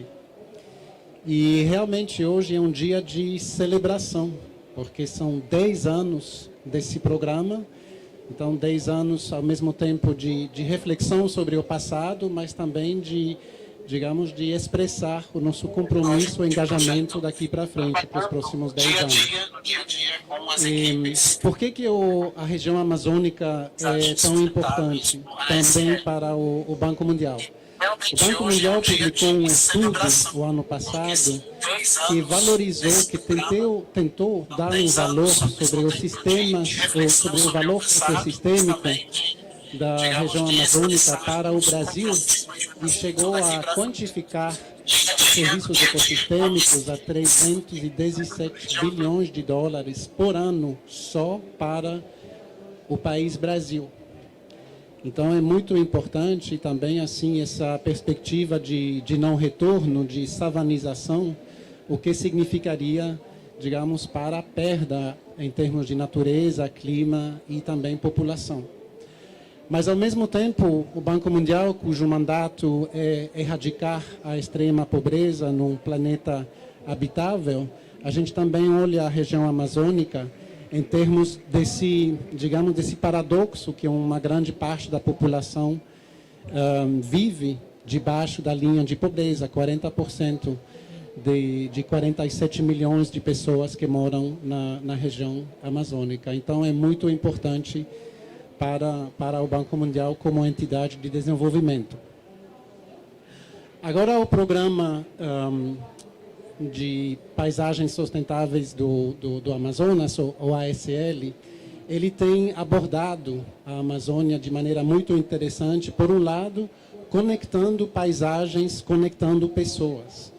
E essa abordagem, digamos, da paisagem, que está no título do programa, de áreas protegidas, de proteger as áreas e conservar áreas protegidas, e, ao mesmo tempo, áreas produtivas. Então, conectar essa parte de conservação com produção tem sido extremamente importante e tem mostrado resultados, como disse o Garo, tanto em termos de áreas melhor gerenciadas, estamos falando de quase 70 milhões de hectares melhor gerenciadas, quase 8 milhões de áreas protegidas, criadas ou expandidas, e 2 milhões de hectares com melhor práticas sustentáveis. Então, é muito importante os resultados atingidos, mas também em termos de geração de emprego e de iniciativas comunitárias. Esses resultados estão apresentados no relatório anual dos 10 anos do programa, e lembrando também que estamos falando dos 8 países amazônicos, e onde o Banco Mundial tem realmente assumido um papel de nos países como Brasil e Colômbia, mas ao mesmo tempo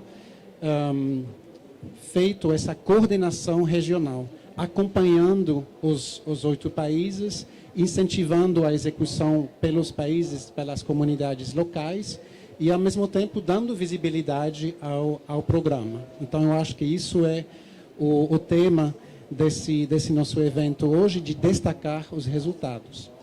Para nós, como Banco Mundial, também é uma oportunidade para expressar o nosso compromisso daqui para frente com uma nova iniciativa, que é a Amazônia Viva, que é uma ênfase multissectorial de uma Amazônia verde e próspera e habitável, e onde a escala vai ser mais importante. A gente continua incentivando essa confiança, essa parceria que tem sido criada pelo programa ASL, mas, ao mesmo tempo, também é hora de colocar a outra escala a parte financeira. E com o nosso programa Amazônia Viva, estamos visando 5 bilhões de dólares para a região amazônica, mas sempre continuando essa parte de, digamos, de parceria. E mais uma vez gostaria de agradecer o GEF, os parceiros, as agências governamentais e as agências executoras nos diferentes países. Então, realmente é um dia de celebração, Garo, e eu te passo novamente a palavra. Obrigado.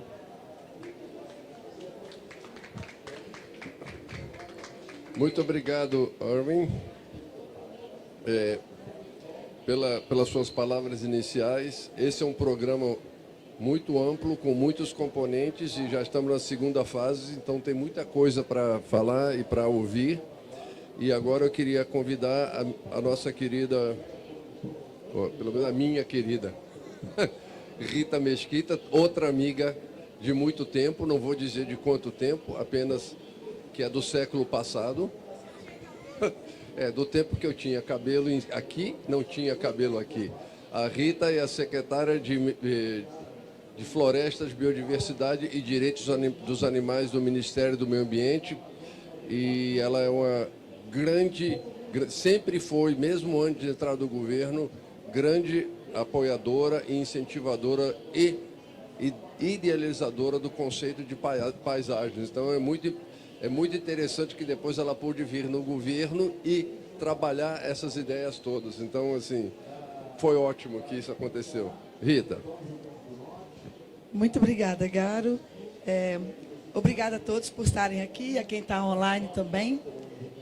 Nós estamos aqui no momento de comemoração, de celebração dos 10 anos do ISL. E esse é um projeto que ele tem colocado, vamos dizer assim, raízes em muitas políticas públicas que nós temos trabalhado aqui. E, portanto, eu acho que é importante a gente mencionar algumas delas e o quão decisivas elas são para a implementação das nossas estratégias de enfrentamento da mudança do clima. Em primeiro lugar, eu não posso deixar de mencionar o papel que o ISL tem com o programa ARPA, Áreas Protegidas da Amazônia, porque é um papel que nos ajudou a ampliar o sistema de áreas protegidas, criar mais unidades de conservação, aprimorar processos de gestão e trazer a efetiva participação social na gestão desses territórios. O programa ARPA é um dos maiores programas do mundo de gestão e implementação de unidades de conservação.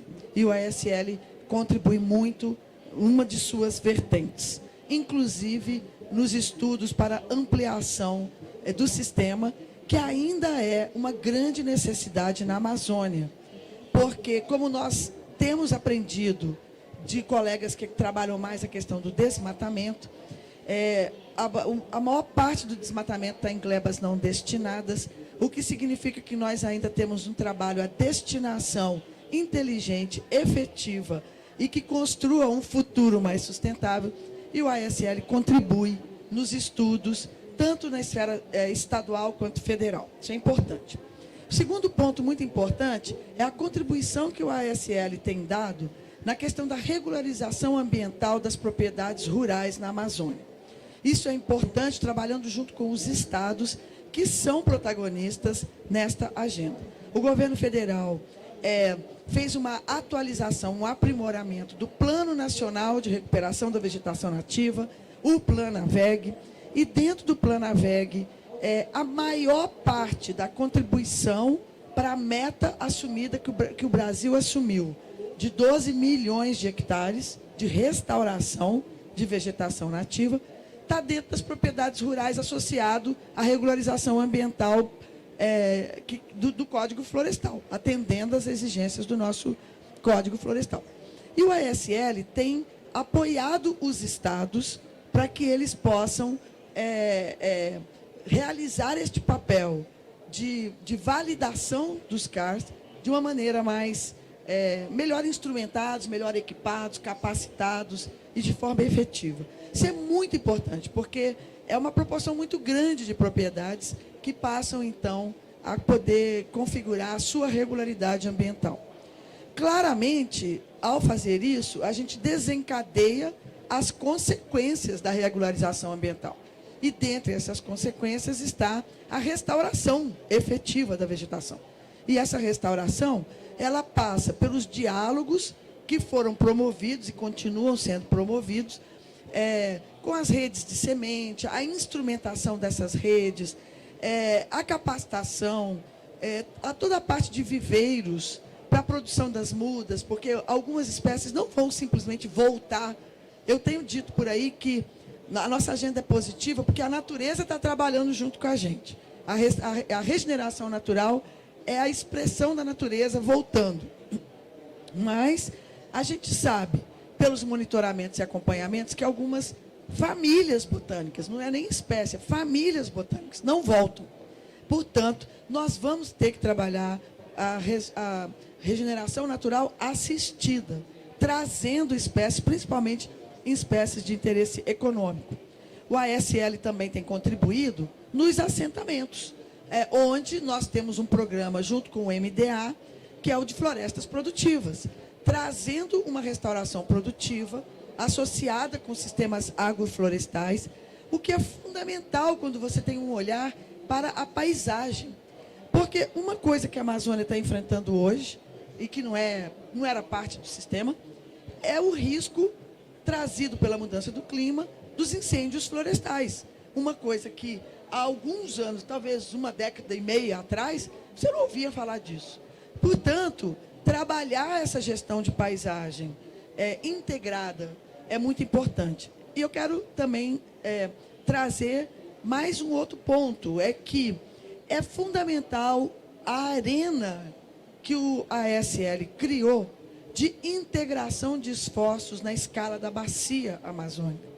Nós, no Brasil, temos plena clareza de que todas as cabeceiras estão fora do país e de que se nós vamos ter uma bacia sustentável, saudável, nós vamos ter que trabalhar junto com os países da bacia da Pan-Amazônia, trabalhando esforços integrados.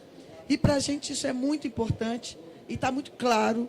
E o ASL cria para a gente um espaço de articulação, planejamento integrado, compartilhamento de experiências, que é muito produtivo, muito positivo e necessário.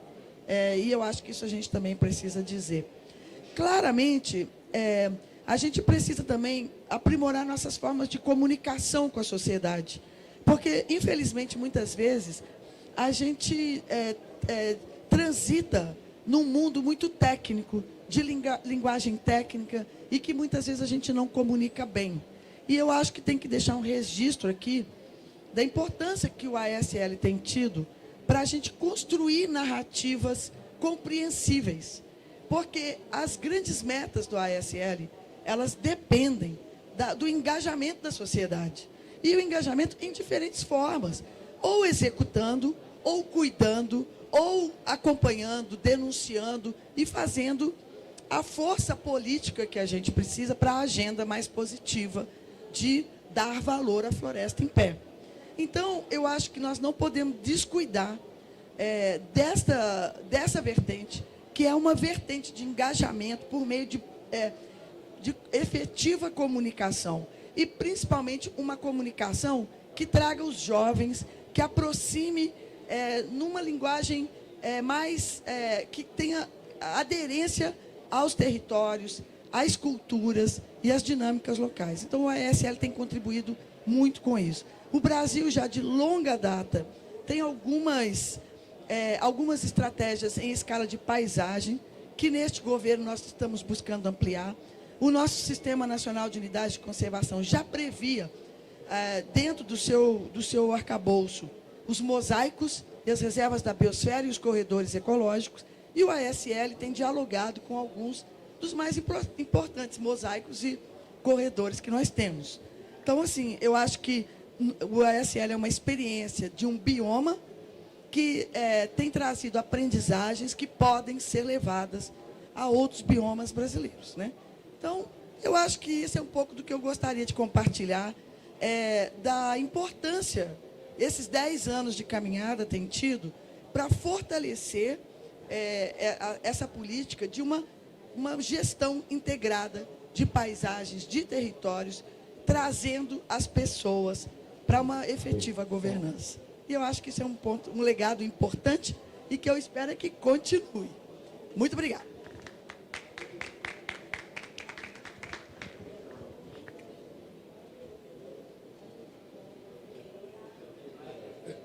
Eu vou usar minha prerrogativa de moderador e vou mudar um pouco a ordem da agenda, já que temos pessoas panelistas aqui e temos uma panelista no vídeo. Então, eu gostaria de mudar agora e convidar a panelista do vídeo para fazer essa intervenção, porque é extremamente importante, quem precisar bote o fone, é extremamente importante ouvirmos também as pessoas que vivem na floresta e que dependem da floresta, mas que também protegem a floresta, porque elas são parte integral e fundamental de programas como o ASL. Então, eu gostaria de convidar a líder indígena, a líder do povo indígena Ciacopal, Soraya Tangoi. Desculpe se eu errei a forma de falar seu nome. Ela é do Equador. Soraya, me escuta? Me escuta, Soraya? Sí, escucho. Ok. Sí. Então, Soraya, sua liderança é fundamental para o que nós estamos celebrando, o que você representa.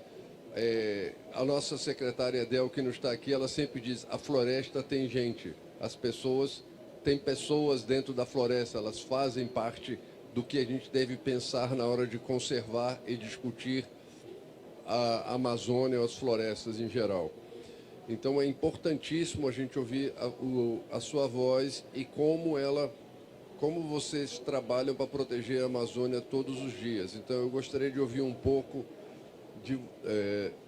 do seu trabalho, da sua experiência em relação ao Amazônia Paisagens Sustentáveis, e também, se você pudesse falar o que você acha que agora, qual é a mensagem que nós podemos dar aqui para continuar o trabalho na COP30, empoderando os jovens, principalmente os jovens das comunidades, porque sabemos que a proteção e a conservação da floresta e a conservação dos povos que lá vivem precisa de um esforço contínuo e de longo prazo.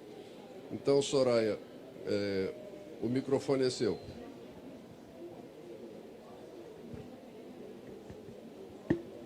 Buenos días, gracias por la invitación.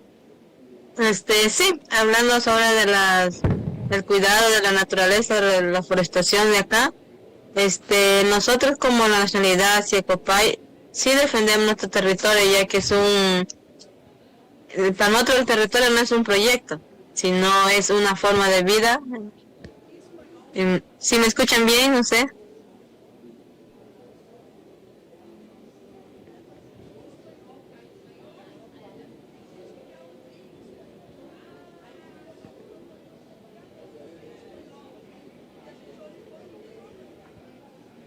¿Você poderia falar um pouco aí, Soraya?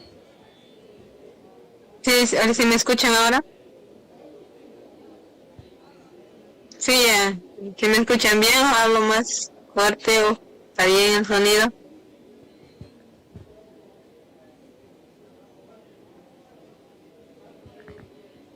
E agora?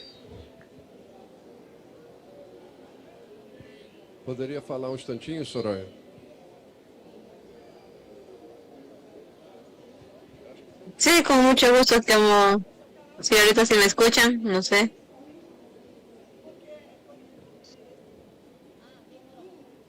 Poderia falar de novo?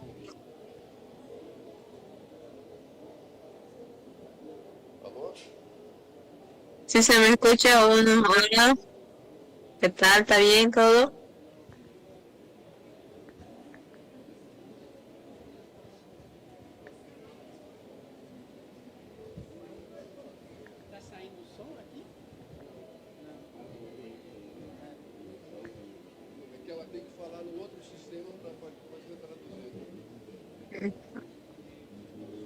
Ou tem espanhol, ou tem português.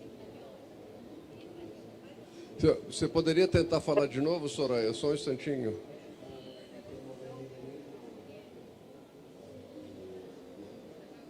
¿Qué tal? ¿Todo bien? ¿Se escucha?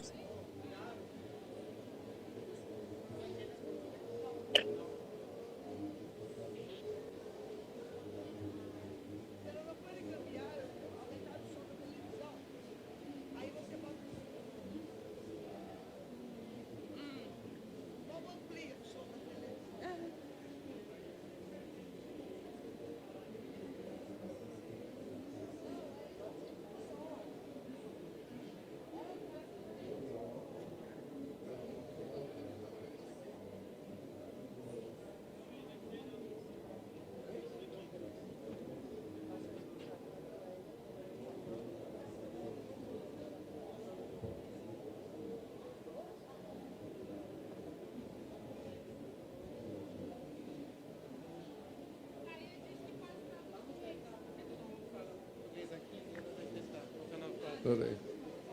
Soraya, podia tentar de novo?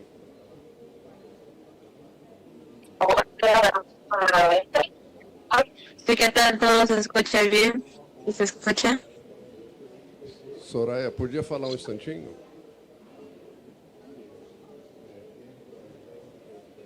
Soraya, ¿es posible que hablas un ratito ahí? Ya. Bueno, hola, ¿qué tal? Mi nombre es Soraya Tangoy, si se escucha bien, estoy para probar el micrófono.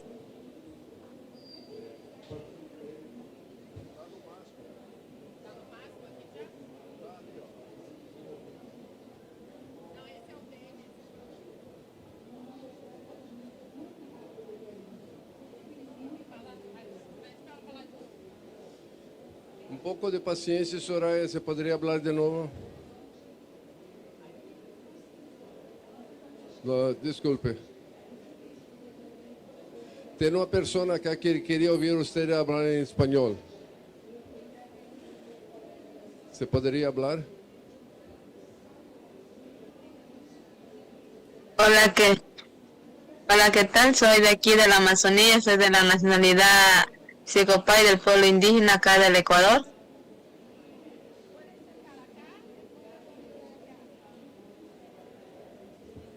Seguimos, Soraya. Seguimos.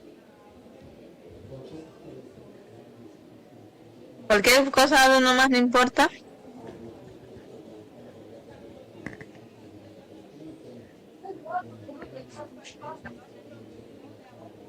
Soraya, estamos listos. Pode falar agora, está tudo tranquilo, todos podem escucharte.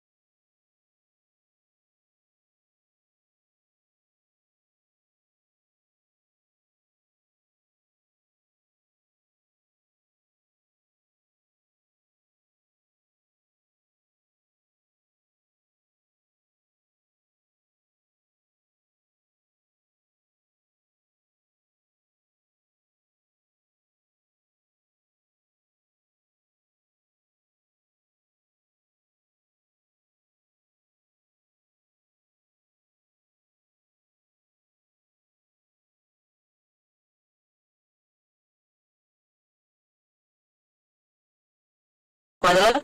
hemos trabajado con jóvenes. Nosotros más, la organización ha trabajado con sosteniendo el territorio, protegiendo, tratamos de hacer vigilancias en el bosque, en Mañahué. También los jóvenes son bien integrados, las mujeres también son un papel fundamental, ya que en particular han sido líderes también, que no importa si seamos, por ejemplo, solo dirigentes de mujer, no importa que yo, porque todos, solo soy una cabecilla, un hombre, pero trabajamos todos en conjunto, tenemos la misma voz, no tenemos, digamos que todo lo más porque es dirigente, sino el mismo poteo entre todos también. Como mujeres, nosotros lo comunicamos así con el bosque a través de las medicinas ancestrales, que son las medicinas nosotros que nos brinda nuestro bosque.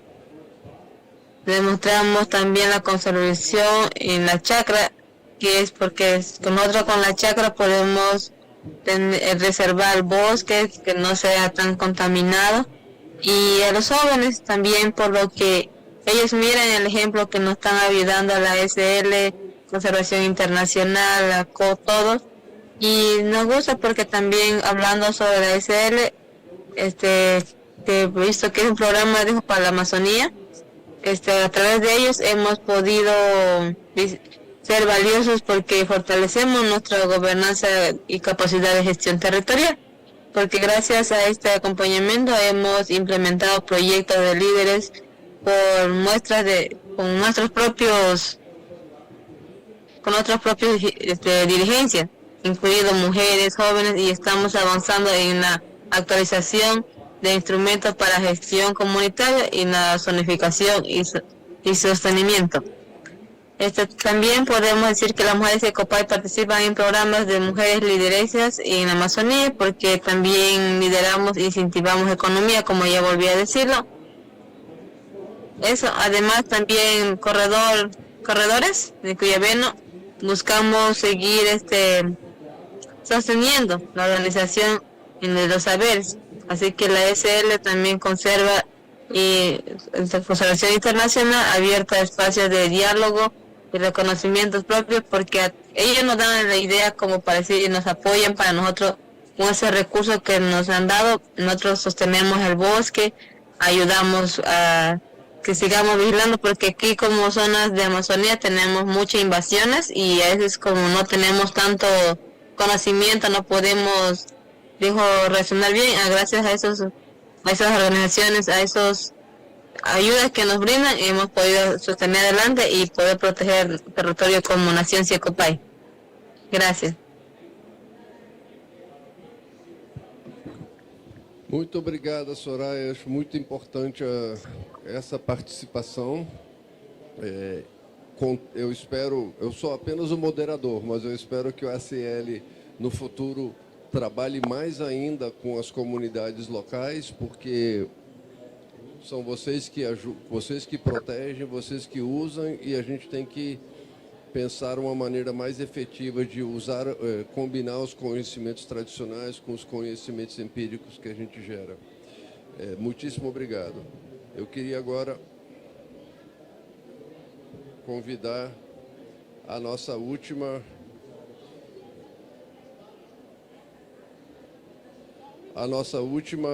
panelista,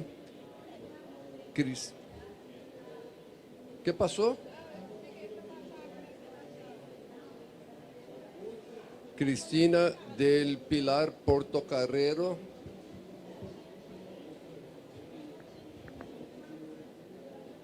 Cristina trabalha na Profonamp,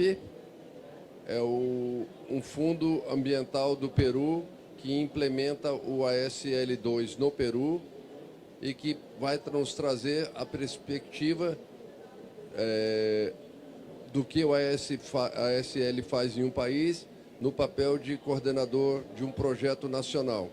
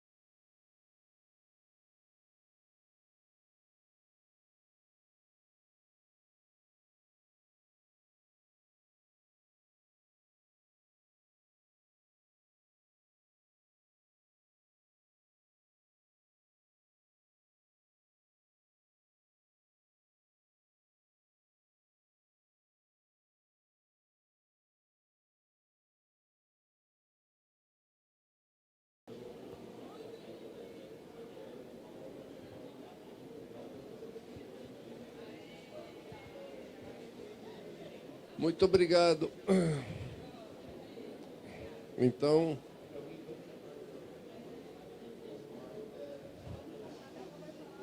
Cristina, por favor, Cristina.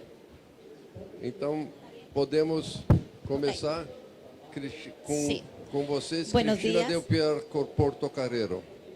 Gracias, gracias. Muy buenos días tengan cada uno de ustedes. Voy a presentarles el proyecto que coordino en Perú, ASL2 Perú. Bueno, la siguiente. Su nombre corto es Bosques Amazónicos ASL2 Perú. Les traigo esta breve presentación. Yo creo que vamos avanzando. Sí, bien. Bueno, el nombre del proyecto es un poco largo, ¿no? Es Construyendo Bienestar Humano y Resiliente de Amazonía, Bosques Amazónicos Resilientes para poner en valor la biodiversidad nativa para la seguridad alimentaria y el impulso de los bionegocios en un contexto de cambio climático.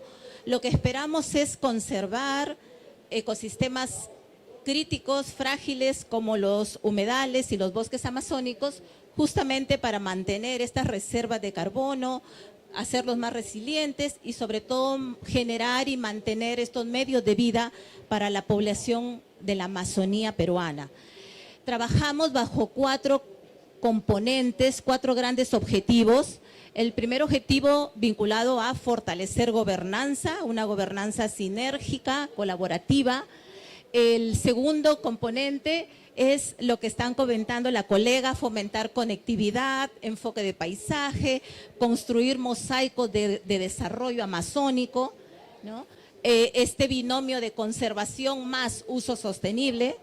El tercer componente tiene que ver con impulsar prácticas sostenibles para el desarrollo de cadenas de valor. Trabajamos con 3 cadenas de valor. 2 son frutos amazónicos, aguaje y camu camu, frutos de la Amazonía. Y la tercera cadena es artesanía, como que la que traigo acá, ¿no?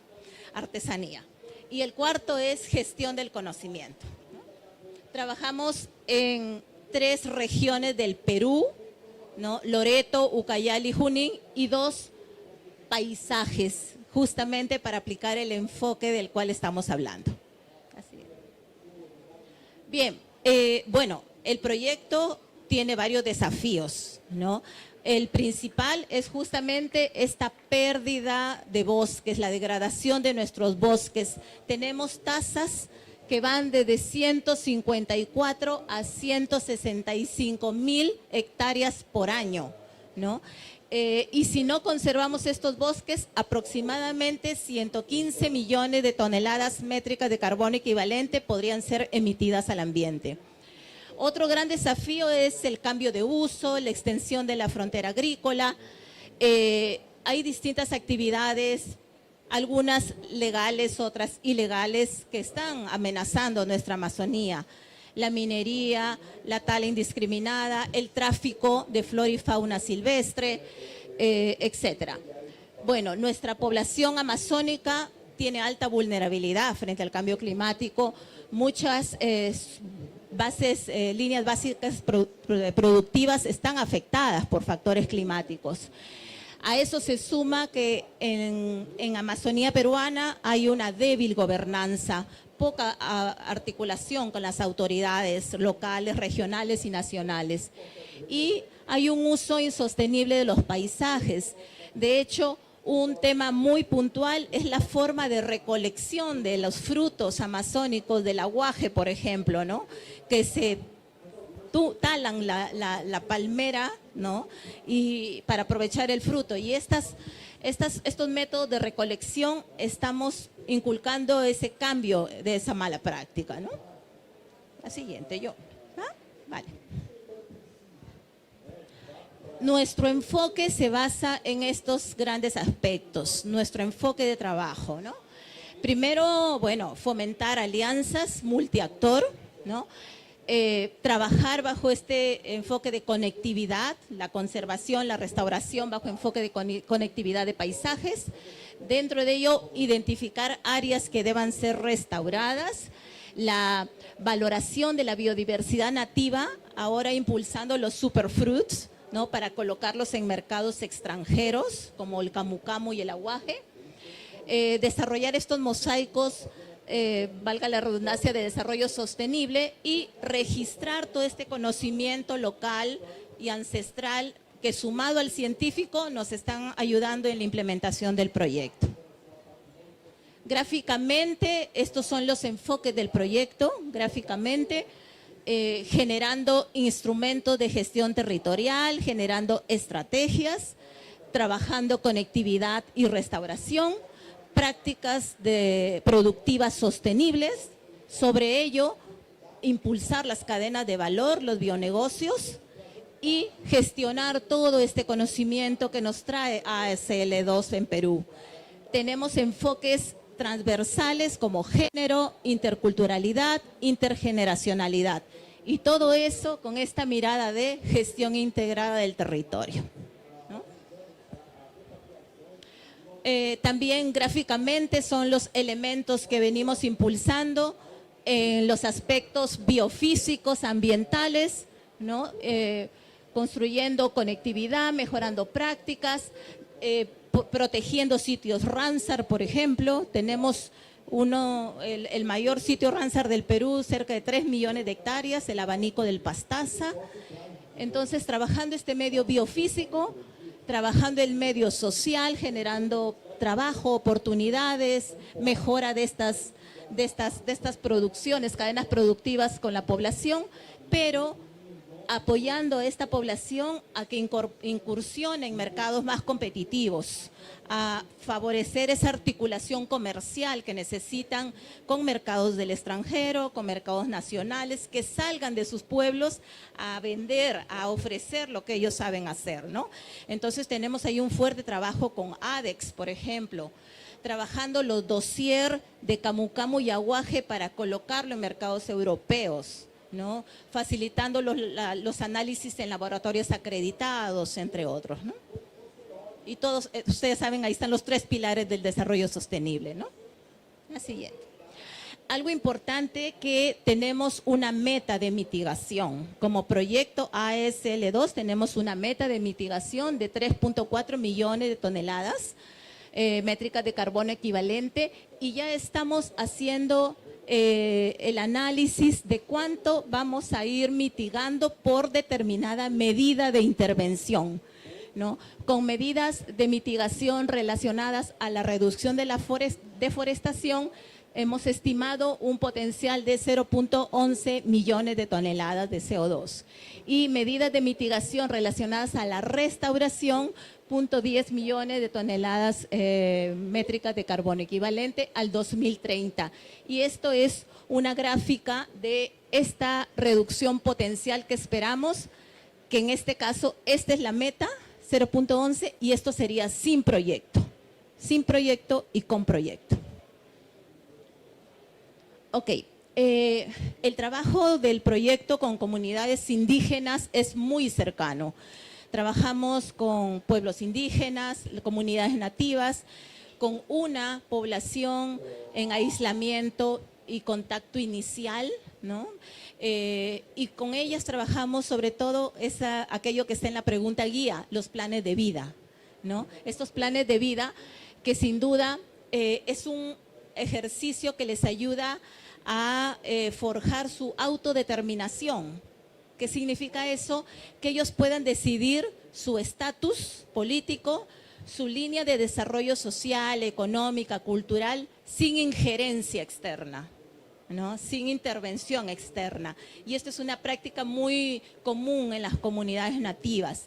Entonces, lo que apoyamos desde ASL es generar esos planes de vida que orientan ese desarrollo para las comunidades nativas. Y además de eso, propiciando estos espacios de diálogo, planificación, ¿no? Difusión de la información, y algo muy importante, que con una comunidad asháninka hemos suscrito un convenio para que a través de acuerdos mutuos nos ayuden en la conservación y en la restauración con ellos mismos. A la vez que se genera trabajo, se fortalece la institución y se fortalece por ende toda la la comunidad en esa zona, ¿no? Ok, también no quería dejar de mencionar un gran apoyo de ASL, el Banco Mundial, es propiciar los twinning entre proyectos hermanos. Perú y Colombia se van a unir en diciembre y el próximo año, el primer trimestre, para hacer un intercambio de 2 proyectos hermanos de ASL. El proyecto Corazón de la Amazonía de Colombia y el proyecto Bosques Amazónicos Perú. Así que hemos identificado justamente los tópicos o los temas que nos interesan, ¿no? Por ejemplo, estas buenas prácticas de gobernanza de ambos, cómo está la gestión del conocimiento para la conservación, la protección de áreas, este conocimiento ancestral. Algo importante, cómo va avanzando la restauración con este enfoque biocultural, ¿no? O la restauración ecológica, etcétera, lo que ya se ha comentado. Cómo se viene integrando género en las actividades y definiendo algunos indicadores para monitorear la restauración, y también es importante para estos proyectos monitorear los beneficios múltiples, sociales, económicos, cómo nuestros proyectos van dejando ya huella y cambios, sobre todo en mejores oportunidades para la población indígena, ¿no? Así que tenemos estas visitas para próximamente, ¿no? Finalmente, algunos resultados. Tenemos instrumentos de gestión territorial ya aprobados, estrategias de biodiversidad, de cambio climático en las regiones en construcción. Algo importante que les mencionaba es este sitio Ramsar, Abanico del Pastaza, 3 millones de hectáreas que ya han conformado un comité de gestión y estamos formulando su plan de gestión del sitio Ramsar. Fue presentado en la última COP de Turberas hace unos meses. Estamos avanzando con plan de acción en una reserva de biosfera, planes locales y regionales de recuperación de áreas degradadas, también es otro como el que ven acá arriba, y vinculando programas presupuestales y la inversión pública en acciones en la Amazonía, ¿no? Gracias. Asimismo, los planes de vida de las comunidades nativas vienen integrando la conectividad de paisajes, ese es el enfoque que le queremos dar. Estamos colaborando con la creación de 2 nuevas áreas de conservación, impulsando estas 3 cadenas de valor, camu camu y aguaje, que son frutos amazónicos, y las artesanías del bosque, y la integración. Esto es muy interesante. De hecho, en la COP hay personas de CARE, la central Ashaninka del río N, que han sido también apoyadas por nuestro proyecto para presentar la estrategia PAMARI. PAMARI es un vocablo nativo que significa fuego. Ellos están desarrollando una estrategia con su conocimiento y tecnología local para hacer frente a los incendios forestales, ¿no? Y esto está siendo parte también de nuestro soporte y nuestro apoyo. Finalmente, aquí unas conclusiones. ASL2 Perú pues viene contribuyendo a la conservación de nuestra Amazonía peruana en este contexto de cambio climático. Es importante hacer siempre este intercambio de conocimiento local, ancestral, con el conocimiento científico. Es la forma de poder avanzar frente a estas intervenciones que son bastante complejas, ¿no? El fortalecimiento organizacional, comercial, técnico de las artesanas, artesanos, productores, productoras, también es parte de ello.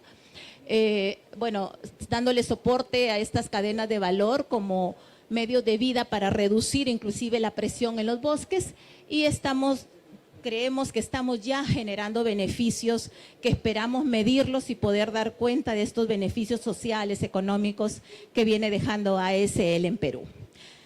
Muchísimas gracias y eso les traía. Gracias.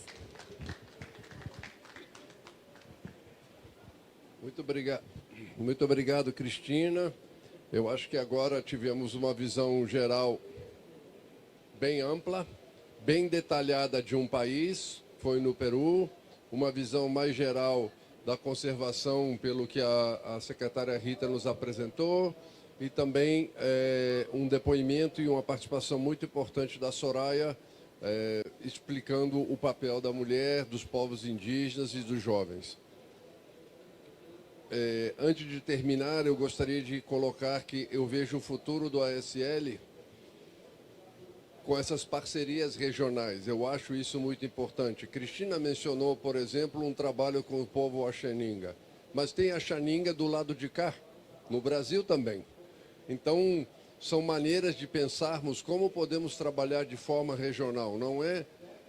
Não são projetos de países diferentes. Claro, tem ações específicas dos nossos países, mas existem muitas sinergias que podemos encontrar e identificar entre os países para trabalhos em conjunto, seja na proteção, seja na questão de povos indígenas, seja, por exemplo, cadeias produtivas. Vocês chamam de aguajales, mas nós chamamos de buritibas, Maurícia e Maurícia. E, às vezes, o mercado precisa de certo volume para poder fazer frente e entrar um produto no mercado. E talvez o volume de lá não seja suficiente e leve até a exploração predatória. Mas se você tem aguajales, tem na Colômbia, tem no Equador, tem no Brasil, a gente pode pensar que esses produtos podem se tornar produtos gerais para as comunidades. Um outro ponto que eu acho importante, e a Rita colocou, não existe uma Amazônia. A gente fala uma Amazônia, mas não existe uma Amazônia. Existem muitas Amazônias. Amazônias com florestas diferentes, Amazônias com biodiversidade diferente. Muitas vezes a biodiversidade que está numa margem do rio é diferente da biodiversidade da outra margem do rio. E, claro, com espécies diferentes e, muito importante, com muitas comunidades e povos indígenas e etnias diferentes, que também têm que ser respeitadas. Então, um programa regional da Amazônia, reconhecendo essa diversidade para fazer corredores ecológicos em diferentes partes do bioma, né? Que eu chamo de ecorregiões, mas cada um chama de um nome, mas em áreas onde várias comunidades trabalham até transfronteiriças, me parece que é onde nós vamos com não só o ASL2, mas o Jeff não sei se está aqui, mas nós vamos ver se a gente faz um ASL3, né? Do nosso lado, do Serviço Florestal, nós fazemos a restauração e podemos continuar trabalhando na restauração. E o que eu falei para o Camo-Camo e para o Aguajales, que para nós é o Buriti, também serve para madeira. E nós estamos conversando com os outros serviços florestais para ter uma diversidade, porque nós temos o mesmo problema com os produtos madeireiros, que nós chamamos em inglês de lesser known species, mas eles são lesser known species desde o tempo que eu e Rita estávamos estudando no segundo grau, antes de entrar na faculdade. Então, nós temos que torná-los better known species, tanto das madeiras e não madeireiras. E eu vejo a ASL como uma contribuição muito fundamental, sempre valorizando o papel dos povos indígenas e buscando valorizar mais ainda o papel das mulheres e dos jovens que precisam ser ouvidos e respeitados. Com isso, eu agradeço a todos vocês que participaram desse painel e continuemos juntos para o sucesso do ASL2 e, quem sabe, o ASL3. Muito obrigado a todos.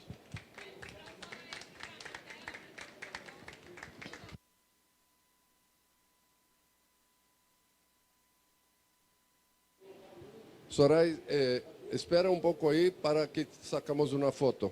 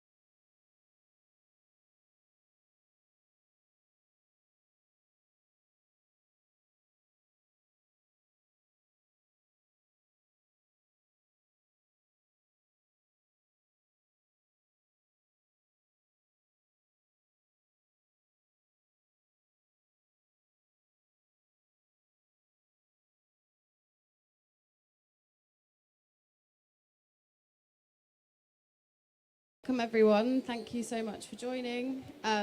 My name is Edie Mariner. I'm a Senior Associate at the World Business Council for Sustainable Development, and today's session is on building trust and sharing value in the forest sector. So looking at a report that we launched today from the Forest Solutions Group, which focuses on this really crucial topic, but also to commemorate the Forest Day at COP30 as well. I'm joined as well by a really amazing lineup of panelists, including Almir Suri and Jane Maloney and Francisco Ruiz-Tagle from CMPC. And we'll start, I think, with a keynote speech from Chief Almir Suri and our lovely translator as well, Davi, who will be translating.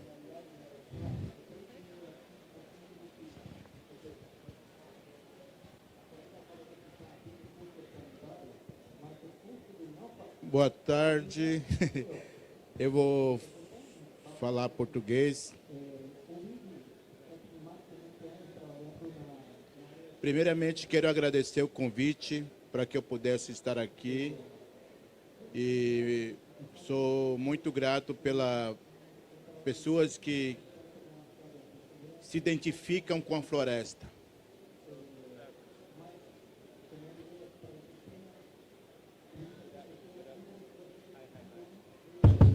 Yeah, hi. Good afternoon, everybody. It is a pleasure to be here. I'm translating for Amir. He would like to say, first of all, that he's very grateful for everybody that is interested by the forest. Eu sou Almir Suruí, o meu povo é Paiter Suruí, está no estado de Rondônia. É estado que faz parte da Amazônia aqui no Brasil.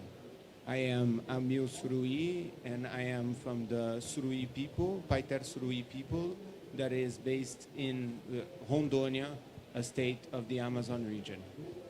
Mais de 25 anos atrás, nós iniciamos dialogar com onde nós tivemos oportunidade de estar presente para dizer que o papel da floresta é muito importante para todo o equilíbrio da vida. 25 years ago, we started occupying these places, such as this one, to explain how the forest is important to our people.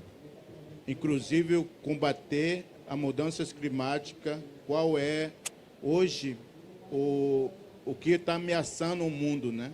And also to fight climate change, which is the main driver of that is a menace to the world. E dizendo que floresta também não é intocável. Forest is not untouchable. Floresta nós tem que usar o uso dela com respeito de médio e longo prazo. We have to know how to manage and use the forest at the middle and a long term. Transformar o papel da floresta instrumento que possam criar consciência de mudar a atitude da humanidade. And to inform the forest and the population to have this relationship with the forest that could change the way we see the world. Mas ela não é o inimigo de nenhum desenvolvimento, nenhum avanço. Ela pode ser o parceiro que possa agregar o valor para que isso possa ser projeto que atenda uma necessidade sustentável. And the forest is not the enemy of development. It can be a partner in this process and engage with other populations in this process. E para mim, hoje o Brasil recebe COP30 aqui na Amazônia. O meu expectativa é que o mundo conheça de perto esse papel da floresta. And today Brazil is receiving COP30 in the middle of this forest, and I hope that the population that will come here will get to know more of the forest. E a partir daí criar o diálogo com outros setores, como é que a gente poderia desenvolver projetos sustentáveis que garante qualidade de vida, usando a floresta, usando o produto da floresta, para que pessoas que vivem e pessoas que vão consumir o produto da floresta consumam produto de qualidade. And I hope that we will create dialogue to learn how to manage this forest and also create new opportunities for businesses and a population to use this forest and create sustainable ventures. Então, para mim, floresta é essa. E agradecer os outros panelistas que estão aqui comigo, né? Para também falar, senão é o único que vai ficar falando aqui. So this is forest for me, and I would like to thank the other panelists that are here, and now I'll give the floor to others to participate also.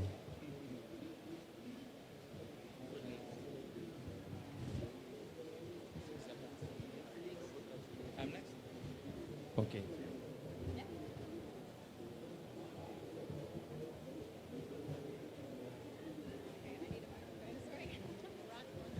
Thank you so much, Almir. That was really, it's great to hear your perspective on this really important topic.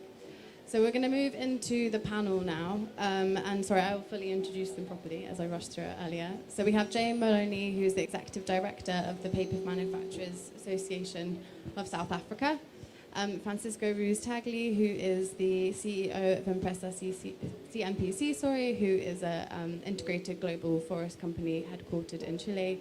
And of course, Chief Almir Sururi as well. So the first question I'd like to start is one to all of you, and then I think you can decide who goes first. But in the context of companies engaging with local communities, you obviously all come from quite different perspectives and also geographies. I'd like to know for you and for your organisation, what does shared value creation mean with local communities? Jane, we could start with you. Thank you very much. Okay, value creation. It is a two-way street. It's very important that the community gets value, and so does the community must get value, and so must business. Sorry, I think it's feedback from those, so I'm going to stand over here if you don't mind. So just to give you a little bit of context, I come from South Africa, and we have an unemployment rate of 32%, which amounts to 18 million people that are unemployed. Our sector employs 150,000, and at the nexus, when it comes to traditional medicine, they employ 133,000 people, mostly rural women.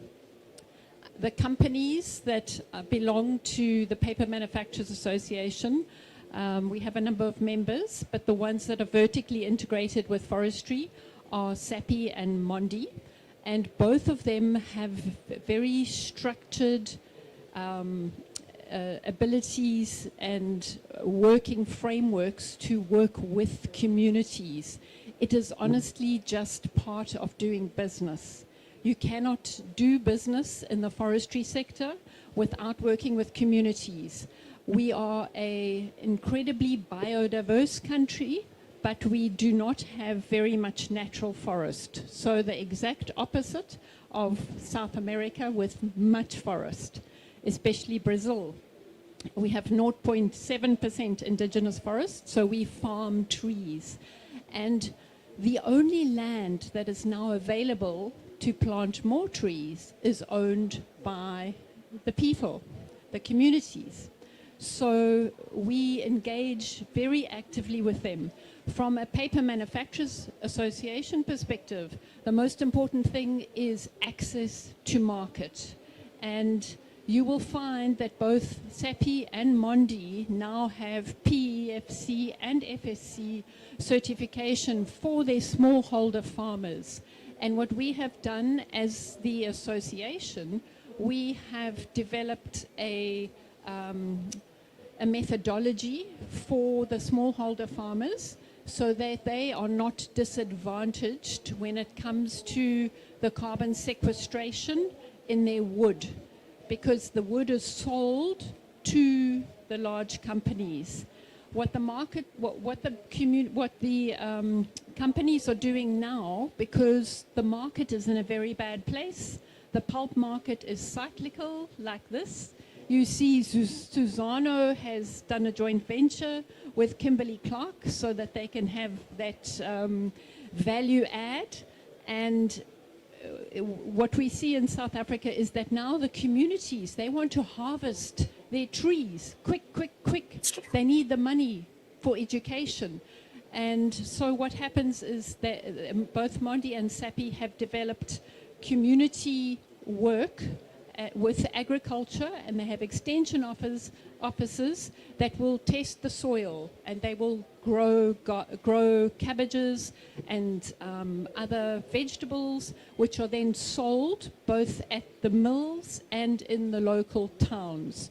So our sector makes a huge difference in communities. Most of it is in KwaZulu-Natal, which is, Kwa means the place of, so the place of the Zulus, and Natal is a connection with Portuguese because they discovered Natal on Christmas Day, and natal means the birth of Christ. So there's definitely a Portuguese connection. So Edie, I think that's a good beginning for context.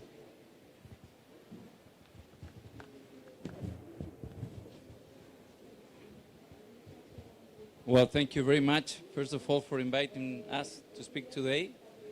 And, well, I'm from Chile, from CMPC. But we have operations not only in Chile, but also in Brazil and some in Argentina. And in connection with the communities and what are we doing today. Just to put you in context, share value is a crucial, aspect for CMPC. As you do have an idea, we have permanent connections with and activities with more than 180 municipalities where we have our operations, forest and industrial operations, more than around 600 community associations where we have to deal with them. Also, we have connections with around 600 Mapuche communities in Chile and some other communities Guaraníes in Brazil. And finally, if I take all the neighbors we have in our operation, more than 300,000 neighbors around us. So to have this connection with what is happening with the community surrounding CMPC, of course, is something that is crucial. And this is the reason why we created kind of a model, formal model, that we call community relationship framework, where we have defined concrete targets in different aspects where we can measure them and follow them. And we have been working hard on this because it's not easy to measure the connection with the communities in general. So we have been working with universities, with the academy, with some organization to help us in doing that. And for you to have an idea, we have, for instance, social investment defined under this model. And for instance, we have some of them is connected with education, entrepreneurship, cultural aspects, education of people in culture, local supply, access to water, ecosystemic services of the forest. So there are several aspects that we follow through this model. And we have been working in being every day more formal on this. I want to mention an example. For instance, in Chile, we have wildfires are an important aspect that we're suffering year by year during the summer. Same that happened in other countries in the world. And we created a kind of a community center way of prevent the fires. And when I say community center, it means that we are working very close with different communities, basically in aspect that has to be with prevention, education, and also with actions, because when a fire just starts and you stop that fire, you could avoid, an enormous fire. So, in all this aspect, we have empowered communities and work with them. We of course train them in some aspect, and then they also train other people for attacking, this tremendous problem that we have. And what is the answer for this? What is the result of this initiative? I can tell you that you can feel that there are some social resilience and also, business continuity. So we cannot, do just one thing or cannot do business without considering what is happening with the communities surrounding the company, the plantations, and also the industry. So at the end of the day, I wanted to mention you this because, we are absolutely clear that without the community, in our case, it's impossible to stop the fires. They work in agricultural fireworks. They work in different initiatives that are their initiative in order to avoid the fires. So fire breaks is something that is very important, and they work hardly on that. And also with their behavior during the hot days, and there are many aspects of this. And a concrete result of this is that, for instance, during the season 24-25, in our company, we reduced the number of fires in around 16% that year. If I compare this with the national situation in Chile, for instance, the number of fires increased in 6%. So this is a result about that is absolutely connected with the close and committed work with the community.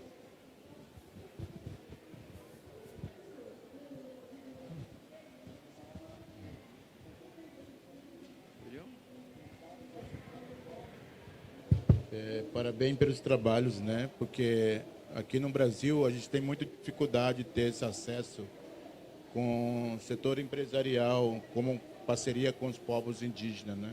Thank you very much for this presentation. Here in Brazil, we have a lot of difficulty to engage us, indigenous people, with companies.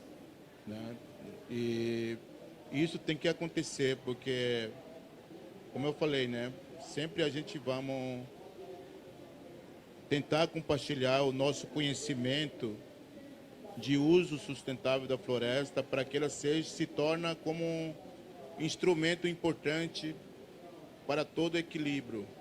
And this has to happen because we have to have this relationship of learning and teaching, and we will also teach how to manage, how our management can help you also. Agora a gente precisa construir governança que possa aproximar setor empresarial com os povos indígenas para que isso possa acontecer. And we have to build a governance that will mix and make collaboration possible between the companies and indigenous communities. Porque esse momento, para mim, não existe esse diálogo ainda, né? Mas precisa ver o exemplo de como também trabalhar com povos que vivem na floresta e com a floresta também. For me, now this dialogue still doesn't exist, so we have to have a good example to engage with other people, indigenous communities in the forest. Porque quando não tiver oportunidade, aí eu vejo que o mais ameaçador é o desaparecimento da floresta. Quando a gente cria estratégia e plano responsável para utilizar a floresta, com certeza será uma maneira de a gente preservar aquele bioma. For me now, this governance still doesn't exist, and so the main driver of deforestation is one of the worst things for us. So we have to build this coordination so that we can fight together. Por exemplo, o meu povo, nós temos indústria de castanha, biofábrica de chocolate, nós temos turismo, empreendimento de turismo lá, uma pousada dentro da Amazônia, território, né? E apoiando empreendedorismo com juventudes indígenas. E o maior nossa dificuldade é ter acesso ao crédito, ter acesso a esse tipo de parcerias. So my people has created an entrepreneurship ecosystem. We have Brazil nut, we have chocolate. Que mais? Castanha, café, chocolate, and Brazil nut, chocolate, and coffee. And we have built this together. But today here in Brazil, our main problem is access to credits and other financing mechanisms so we can scale up.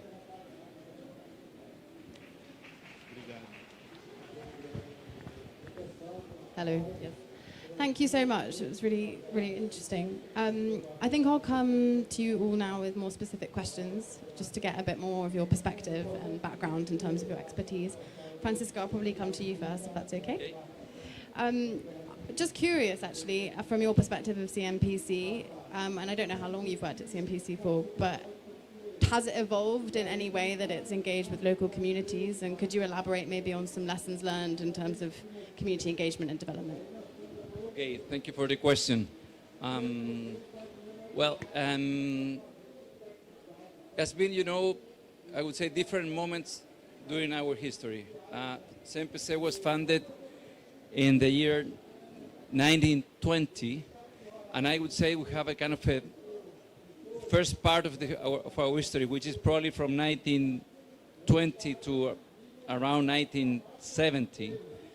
That was our connection with the community was mainly focused in social, initiatives and infrastructure.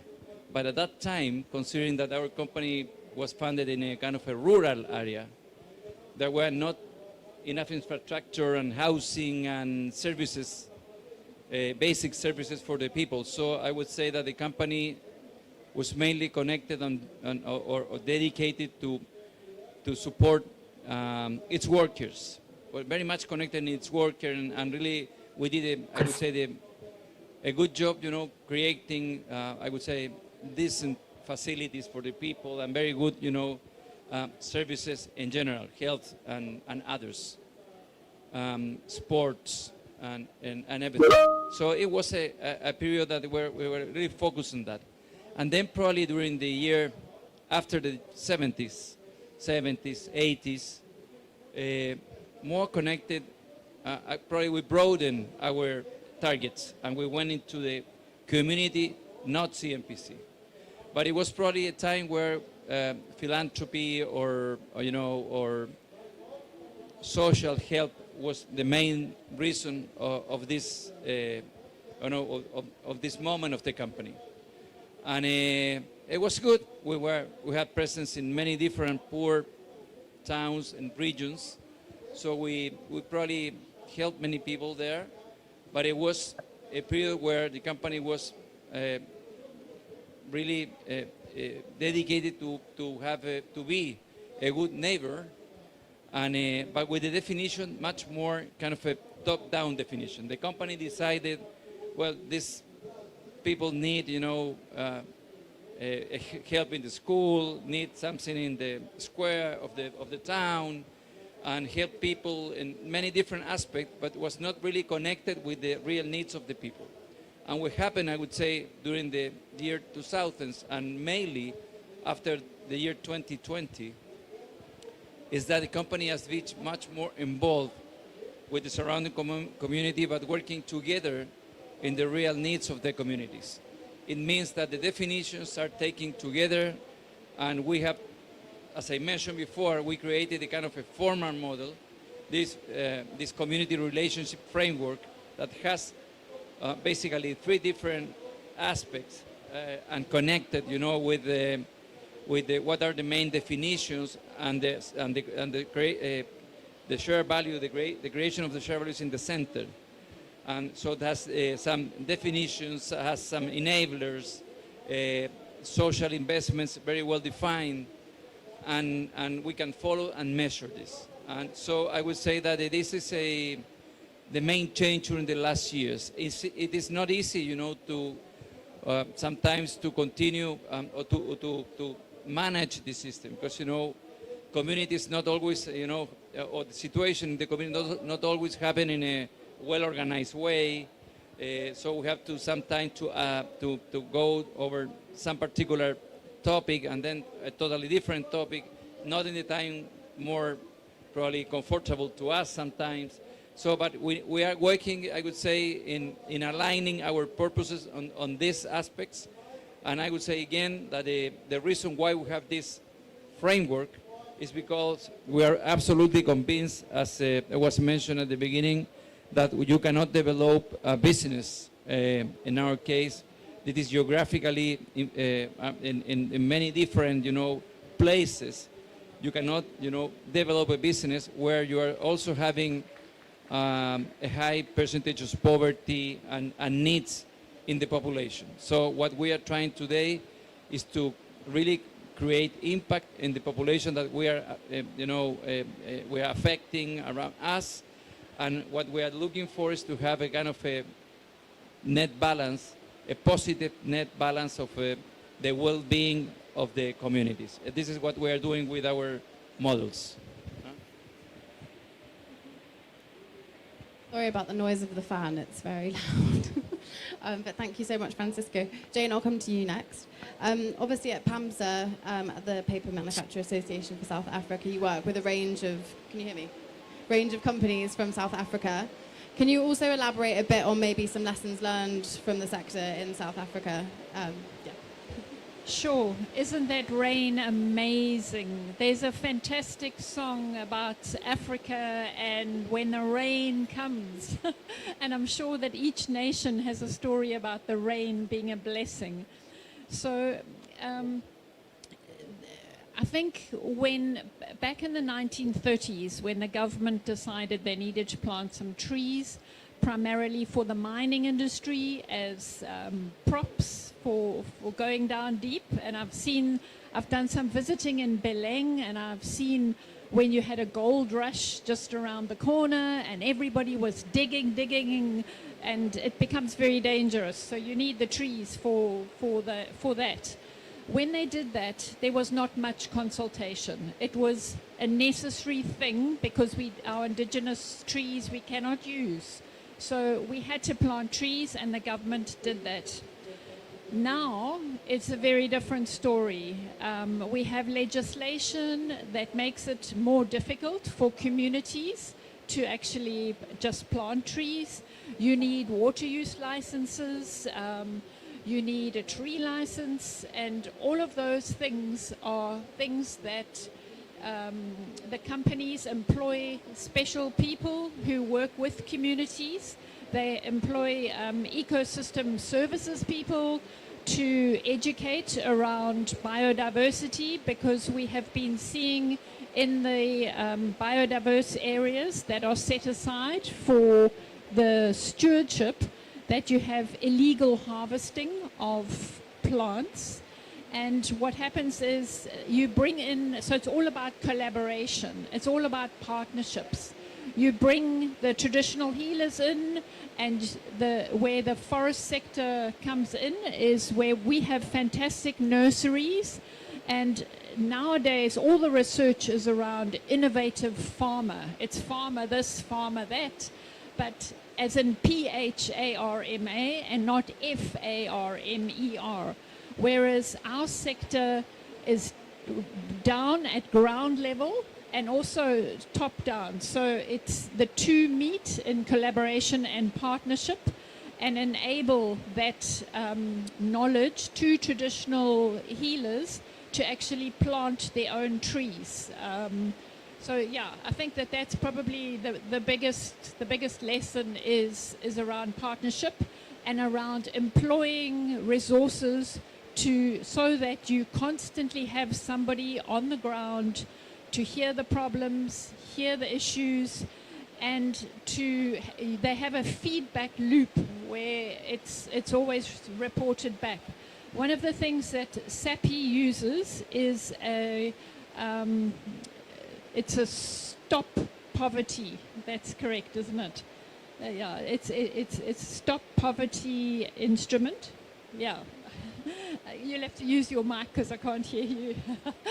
But if you look it up, it actually assists communities to uplift themselves because it gives them the tools. It helps them to realize where they need development. Then, of course, there is all the additional stuff, a careful assessment of what a community needs, and it's completely different in different geographical areas. There are different tribes, there are different languages spoken, and there are different tree species that ought to be planted. So, all in all, collaboration and partnership. Hello. Thank you so much, Jane. Almir, I'll come to you next. Thank you. So obviously, as a representative of Indigenous peoples, we'd love to hear from you in terms of specifically the role of the forest sector in driving shared value, but also the mechanisms for building trust with communities, and if you could elaborate a bit in terms of how companies can develop a really deep understanding of their local communities.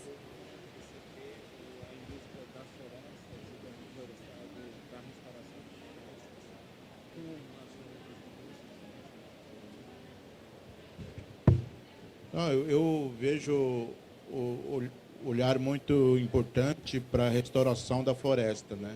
I see a very important part in forest restoration. Inclusive o nosso que eu falei do produto como café, cacau, bananas e cacau são de agrofloresta, onde nós estamos recuperando a área que foram degradadas. Então já o exemplo como é que deveria ser na Amazônia. So our products, cocoa, coffee, we are planting them in agroforestry system with restoration techniques on degraded land. E também recuperar os nascentes da água, né, para cuidar. Então, assim, depois de algum tempo, esse que foram plantados pode trazer o produto depois para virar alimentos, para virar. We do also a work of restoration near the water, and the idea is that this restoration creates an ecosystem so the forest can give us back what we planted. Nós temos esse exemplo claro, né? Porque nós desde 2005 a gente tem projeto de restauração de floresta lá, o meu povo. Since 2005, we have a restoration project with my people. E já estão produzindo, porque nós plantamos café, cacau, cupuaçu, banana e outros tipos de agrofloresta para manter o equilíbrio, e agora a gente estamos no processo de industrializar esses produtos. And this process of restoration works because we planted several fruits, banana, cupuaçu, and others, and now the forest gave us back, and now we are in a process of industrialization of this technique. E também esse tipo de produto deveria ter responsabilidade social, responsabilidade ambiental e com governança, né?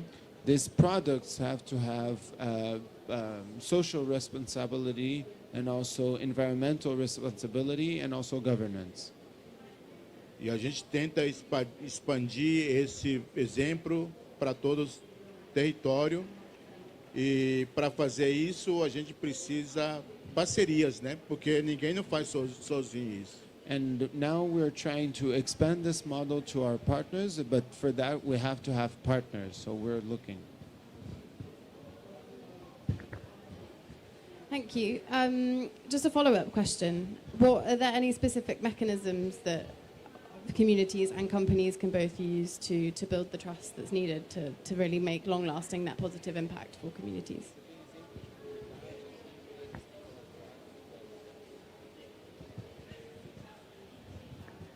Esse momento eu não tenho exemplo de quem, né? Mas hoje tem o Natura, que é uma empresa brasileira de comércio que trabalha com vários povos tradicionais e também com alguns povos indígenas, dá certo. Né? the main example I can give now is mainly Natura, a Brazilian cosmetic company that works with indigenous communities for years, and it works. E também com pequenos produtores, né? Então, esse exemplo eu sei que Natura faz isso. And also with small production. So I know that Natura does these kinds of work, collaborations. Thank you so much. Francisco, I think I'll come back to you if that's okay. Just want some more elaboration really on the specific practices that CMPC implement for community engagement and development. I think I'm familiar with the human well-being matrix that you use to measure impact or facilitate continuous improvement. If you could just share some more details. Okay, well, some probably extra I can mention. We have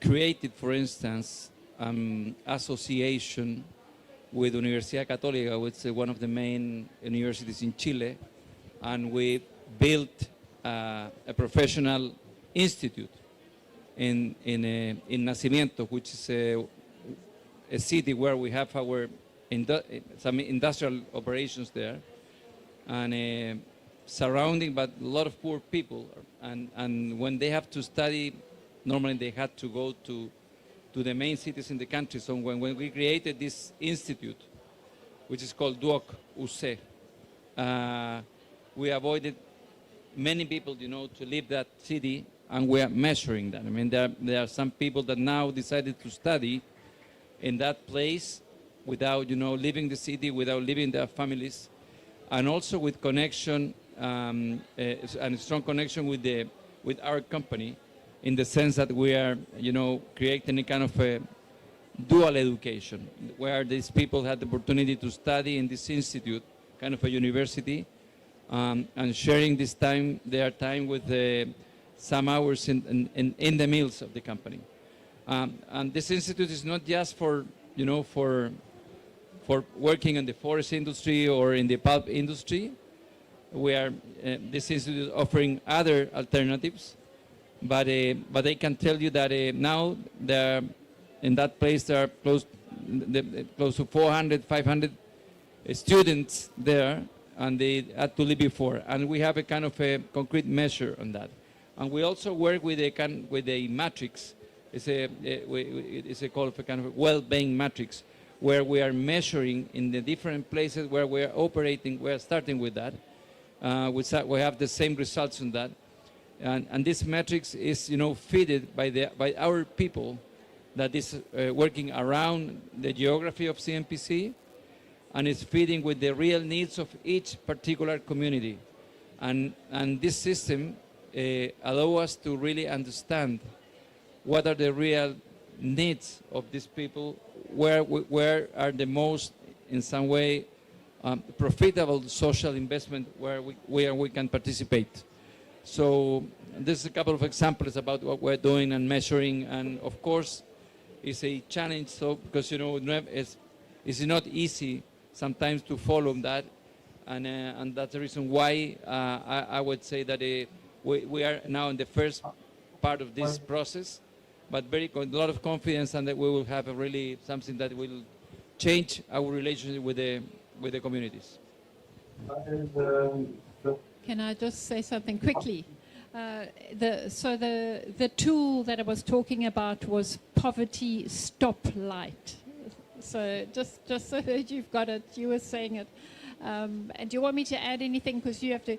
So the one thing that's really important is those forums that I talked about, the integrated community forums. When it comes to partnership, you have to have an elected representative from all the different groups. So, and then from, for example, your traditional councils, your ward councils, your local business unemployment organizations, and it's to ensure mutual accountability.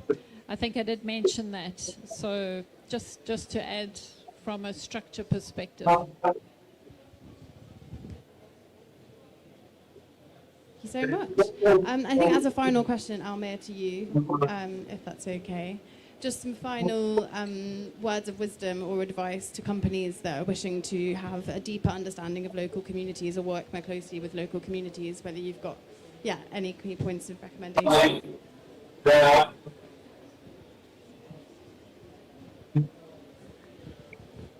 Eu acredito que a gente tem que aproximar um outro, porque sei que as coisas se constroem com confiança. I think we have to get closer to each other because this relationships we build is around trust. E confiança constrói só quando a gente conhece um outro. And we build trust only by knowing each other. Então, tem que conhecer povos indígenas. Nós temos que conhecer empresas.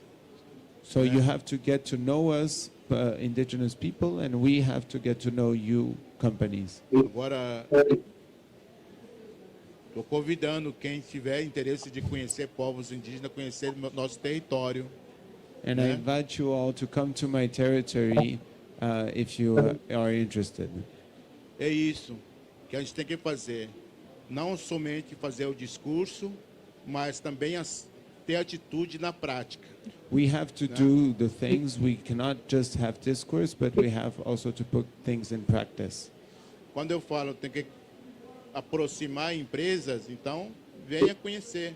Agora não sei se empresas também estão dispostas a receber nós, povos indígenas, dentro para a gente criar essa construção de confiança para que a gente pudesse trabalhar junto, né? When I say that this relationship is between trust, I'm inviting you all, and I would like to also know and call upon the companies to receive us, indigenous people, to learn about you, and so we can build this relationship. And I'm not sure the companies are all willing to receive us all.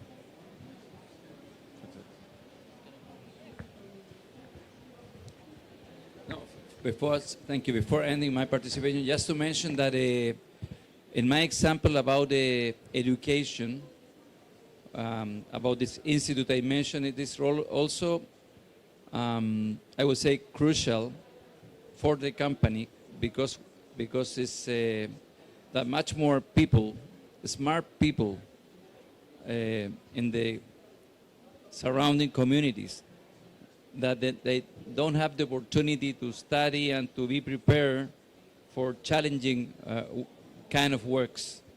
And so now the people is being more professional around us. So we're helping to stop the poverty with these initiatives and with the community, but also it's important for the sustainability of the company because we will have more people well prepared for running our operations.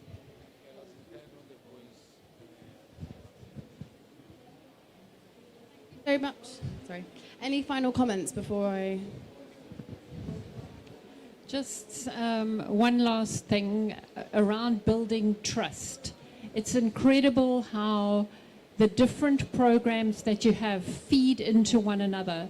So that rare and threatened species program, where we moved from only, I think, 40 trees that were in the Kruger National Park to, anyway, I can't see it right now, my notes, and hold everything.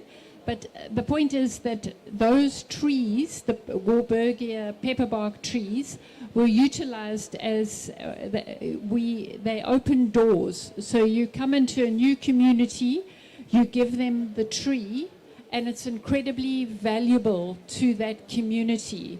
It can end up worth millions for the community from harvesting, and then it helps to open the dialogue.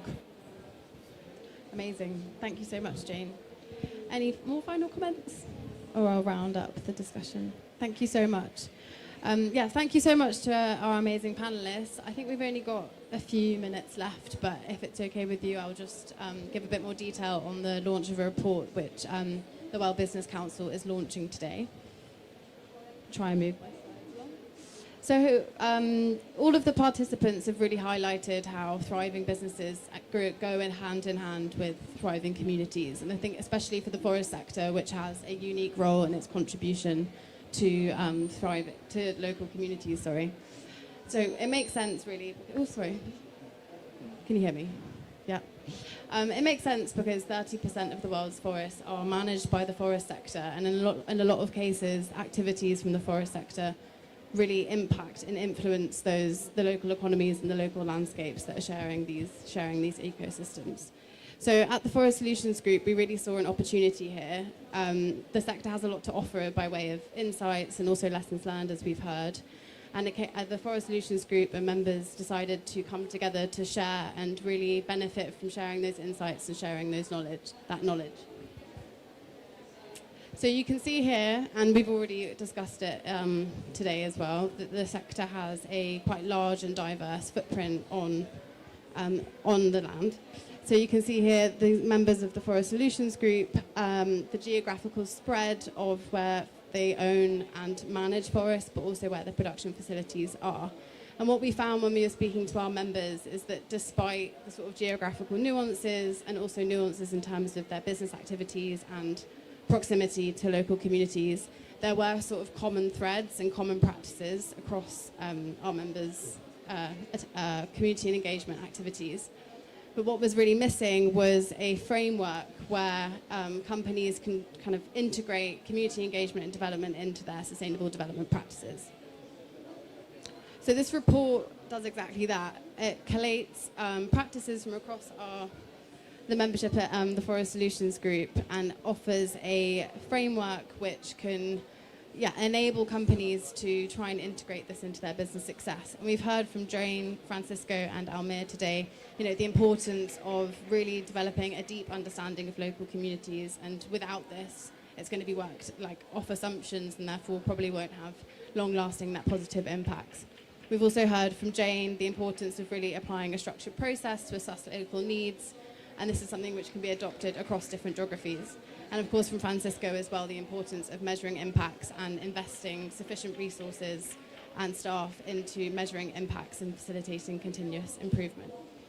So these are the 7 principles that this report has produced, and alongside sort of real-world practices from across our membership, which really goes to show how these can be applied across different geographies. And if you'd like to learn more, please go ahead and download the report. It was launched today. But I also really want to emphasize that for us and on behalf of the Forest Solutions Group members, this is the beginning of the conversation. I think it's important to recognize that this framework is a business framework, and we'd really welcome to expand the conversation with different stakeholders and really discuss how we can strengthen the framework and really make it so it's useful and applicable to practitioners in the sector and can really drive shared value with local communities. So if you would like to connect, come and speak to me after the event, and we'd love to keep you in loop with future discussions and conversations with our members today. And you can find our details here. But once again, thank you so much for our amazing panelists, Jane, Francisco, and Almir. It's super useful to have your insights and perspectives today. Thank you.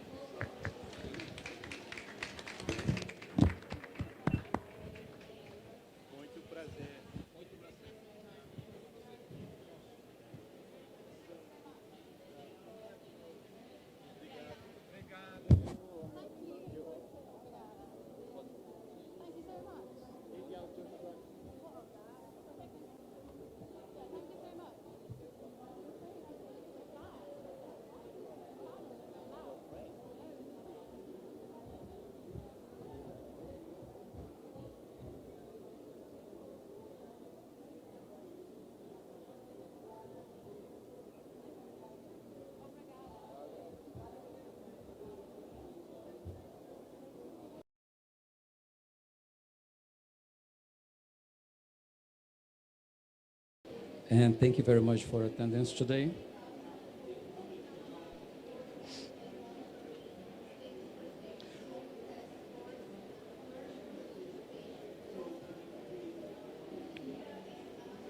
It's just 1 second. I have written some cute words to keep me from going beyond 2 minutes, and I'm ready to go on.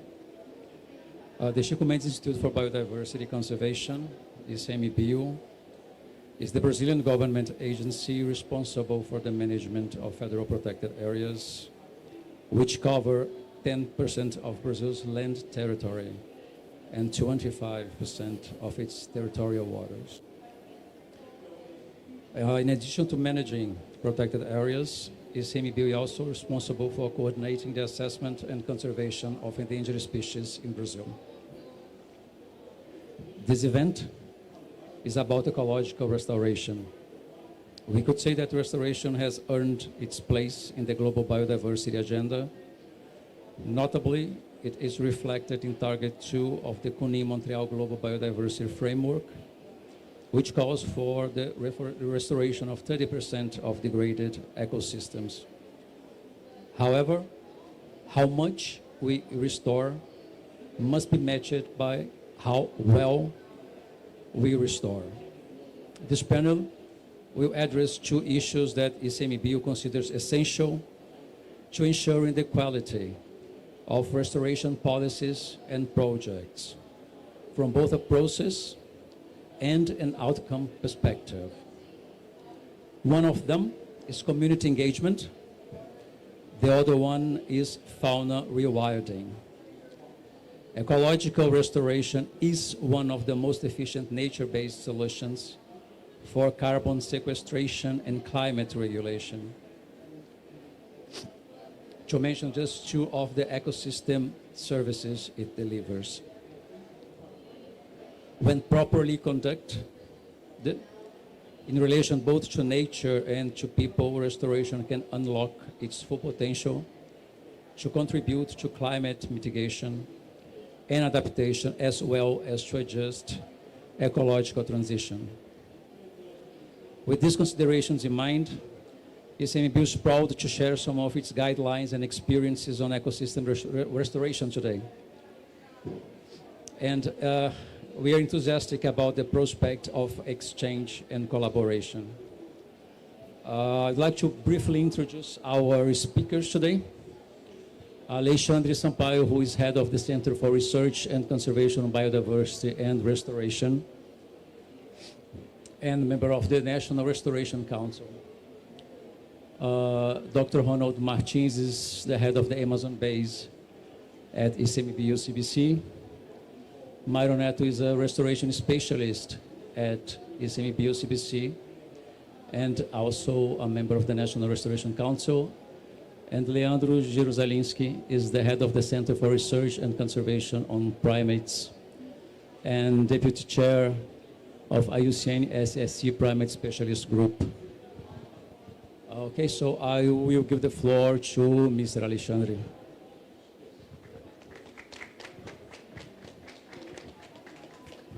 Thank you, Raul. It's a great pleasure to be with you here today in this amazing moment for humanity. And we are here to talk about the role of protected areas in the agenda of inclusive restoration, ecological restoration. ICMBio manages a large expansion of area and a large number of units. And despite the conservation, all the efforts that we take on these areas, we still have a lot of degradation. About 2% of this area is degraded. And we have the duty to restore these areas. And we know that the degradation has social causes. And without ecological interventions, considering the social causes, we won't be addressing properly the degradation.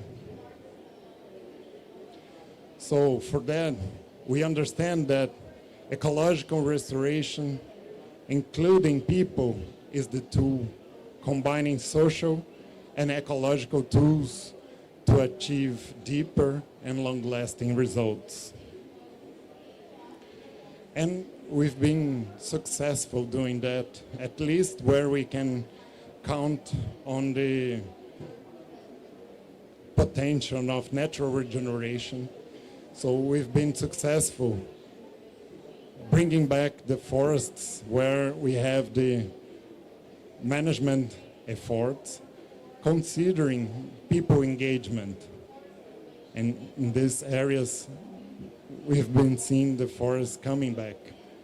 But that's not enough for solve the problem of degradation. We still need in large amount invest in active restoration efforts, active projects. And we've been doing that in large scale. We have more than 10,000 hectares in projects, ongoing restoration in many protected areas throughout Brazil, in all the biomes. And who is paying for this restoration? Mainly non-refundable funds. Right now, one of the most funders for restoration in Brazil, but also environmental offsets, also contributing a lot with restoration in our country and also in the protected areas. And one novelty here, and it's growing a lot, is the private and public investment, the matching investment.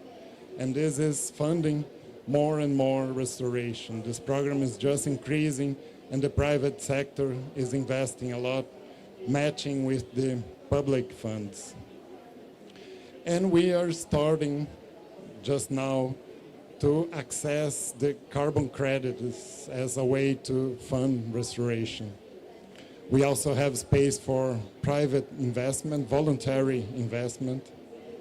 And also, we are hoping for the Tropical Forest Forever facility as a way to fund restoration in Brazil. But we know that current funding is focusing on restored area and not on community engagement. Most of the fund doesn't look to the communities as the way to restore the land. And that falls in a very dangerous trap, the cost effectiveness trap. So we invest in cheap to get more area, but that's not effective in the long run. And we know that if people don't see value in the forest, value in the restoration, there is no long-lasting protection. There is no enough protection. And we need more integrative financing. We need carbon plus biodiversity plus social investments. And to do that, we've been working on a strong legal framework to support inclusive restoration, to provide adaptive management projects, and to allow for seed harvest with local communities, with local people using traditional knowledge. All of that providing social engagement, justice, and benefit sharing. And with this holistic approach, we expect to have higher and better results with the investment in restoration. We expect more environmental benefits, but also social and economic benefits. And we've been doing that in the federal protected areas in a scale under the necessary, but still, we already know that we can find a lot of advantages by doing restoration in protected areas.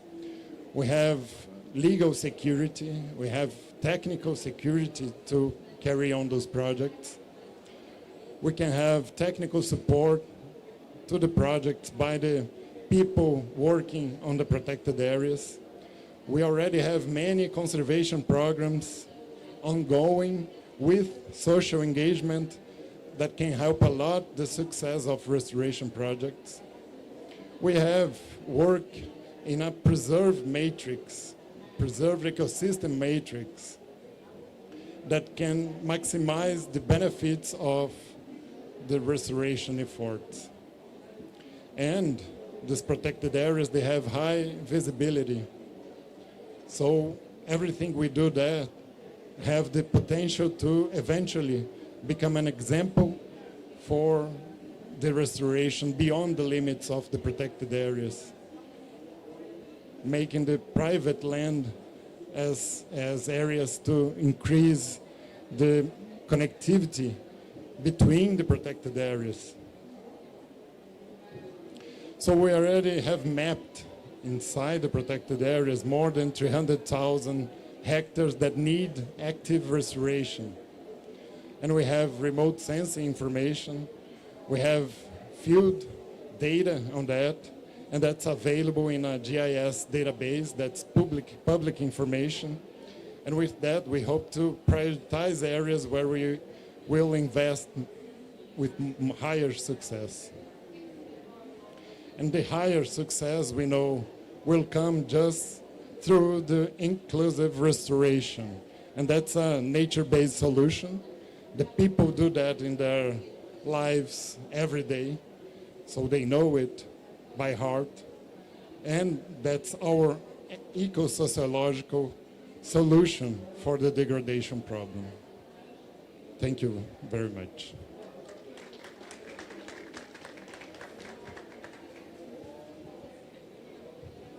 Thank you, Alexandre. Alexandre mentioned and introduced us to the importance of engaging indigenous and traditional communities in restoration projects. And now I'd like to call to the stage Mario to develop a little bit more the idea of social engagement in restoration projects.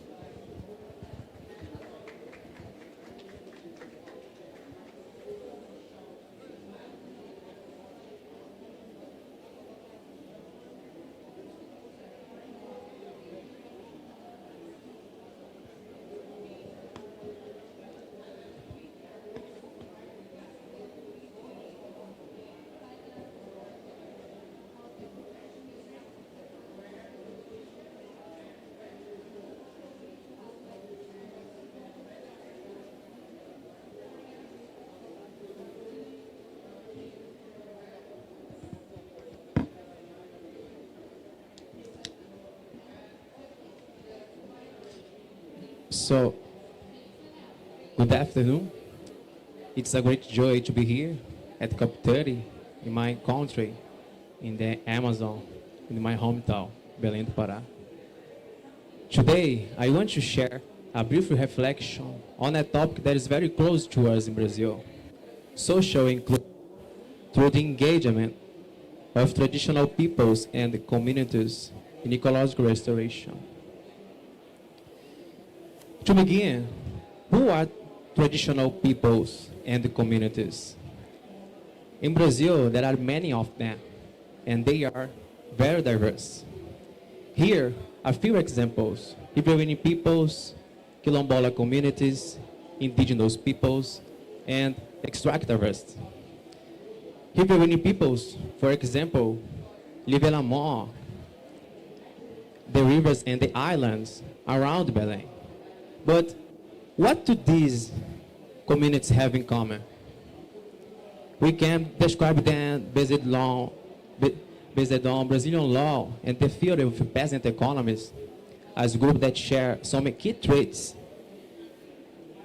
They recognize themselves as distinct groups with their own identities and traditions. Their work is collective, built on cooperation and solidarity. They live with the forest, not from the forest, using its resources with care and respect. Their knowledge is passed from generation to generation by practice and the oral tradition. And there is something unique about their way of life. They don't work for profit. What they produce comes from family effort, not from capital. There is no wage labor. It's a simple life based on family work and the community well-being. So, where are these traditional peoples and communities? They are spread across Brazil, from the Amazon to the Cerrado, from the coast to the drylands. They are part of Brazil's social and ecological life. They care for the land, protect the nature, and keep traditional knowledge alive. Now, let's look at those who live inside or around federal protected areas. At ICMBio, we use a system called CIFOR-ICRAF. It takes time and dialogue with each community. So far, more than 110,000 families have been identified living in 88 federal protected areas. About 33% live without sanitation and almost 20% without electricity. These numbers have improved a lot under President Lula's administration, but the challenge remains big because these families live in some of the most remote areas of Brazil. About half of them depend on agriculture, and that's where we find a direct bridge to ecological restoration. Because for these families, farming means producing while caring for the land they live on. This kind of farming is different. It happens in small areas, close to their homes, managed as biodiversity home gardens. The family itself manages them every day, combining native trees with crops that provide food and income. These systems help the environment recover because they bring back the structure and diversity of the original ecosystem. So when traditional communities live inside protected areas, their presence defines how restoration happens. Families choose what to plant, usually fruit tree or native plants that have a local value. Here, restoration means finding a balance between nature recovery and family needs.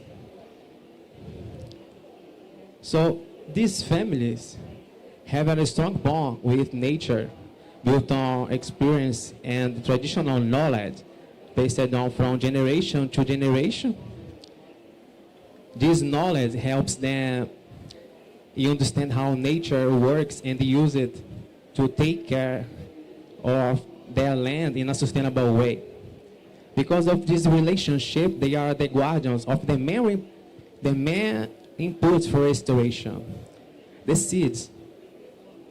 Supplying native seeds helps them support the recovery of native ecosystem in their lands and beyond. Along with the biodiversity farming system, supplying native seeds is another key way to include traditional communities in restoration. So there are two main ways to engage traditional communities in restoration. The first way is by using biodiversity farming systems, small-scale agroforestry, near their home, where families grow food, earn income, and plant native trees together. The second way is by supplying native seeds,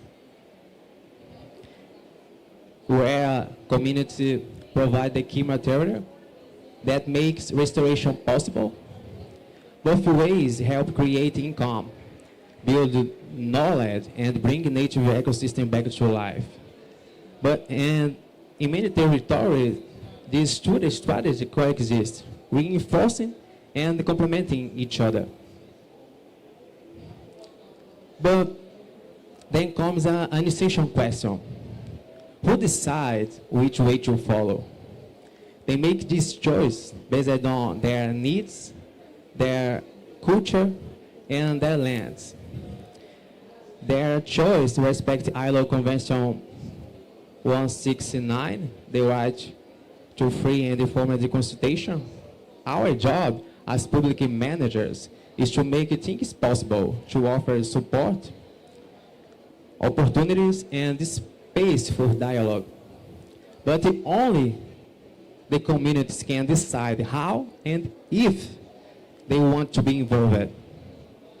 So, most restoration in protected areas is done by outside companies they are hired under public programs to do the work in the field. Here is an example. A company was contracted to restore this area in the Amazon. When the project began, it had two options: buy native seed from traditional communities in the region, or buy seedlings from a nursery far away, sometimes even from another biome, like São Paulo, for example. In this case, the company chose the second option. The area was restored, yes, but the opportunity to engage local people was lost. Both options can plant a tree, but only creates local connection, knowledge, and income. So we must ask ourselves, which option will help local economies? Which one share opportunities with local communities?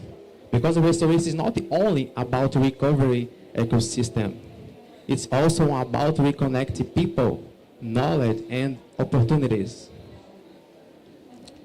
Ecological restoration has a key role in facing the climate crisis, but to really work, it needs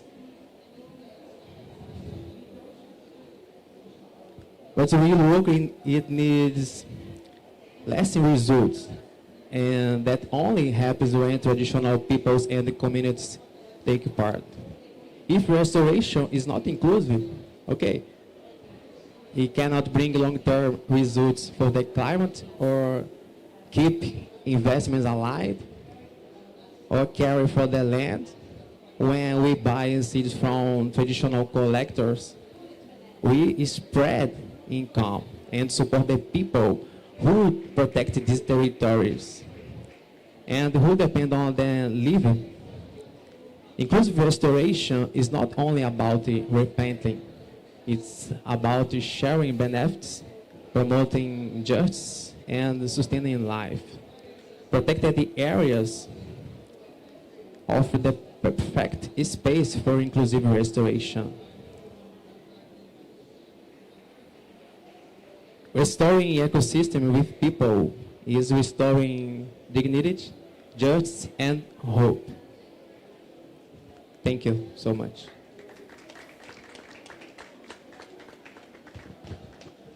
Thank you very much.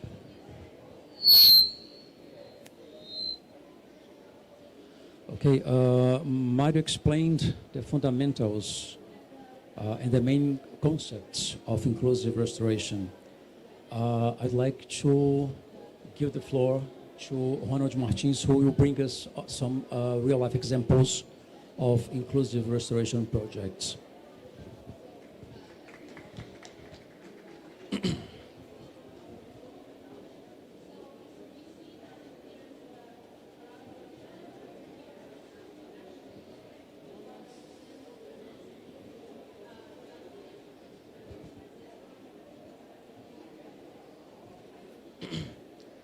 Hello everyone, my name is Ronald Martins.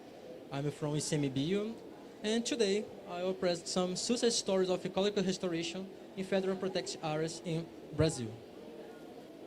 So, first, we cannot talk about restoration ecology without including people, traditional people and local traditional people. So, the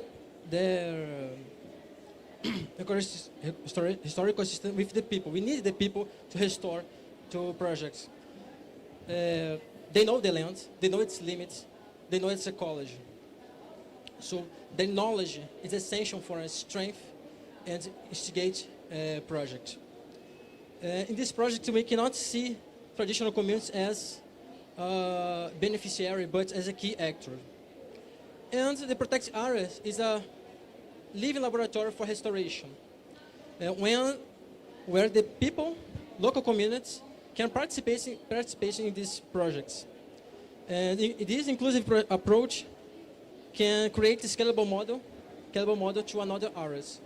So restoration is not just about environment goal, but a social commitment. And we have some important examples of restoration. But before we talk about the protected area, some important projects start outside protected area. It's like Xingu City Network. Then they start with the model of action within protected areas. This city network, they connect indigenous people, family farmers, local communities, and in Xingu and Iriri River Basin. And they collect and supply native seeds to many projects in Amazon and Cerrado projects. They use a technique called Muvuca. It's a high cost benefit that they mix of many native seeds and soil, direct the soil. And this is a perfect example when the communities lead the process. It's a successful process. We have some initiatives like the Amazon Sustainable Landscape Program, the ASL program. They implemented by Ministério do Meio Ambiente and the ICMBio. In this project, they connect biodiversity protection, climate change, and community development. So in this initiative, they support some projects that support local participation, city network, nursery, and this creates an enable environment for inclusive restoration. So let's see some ASL example.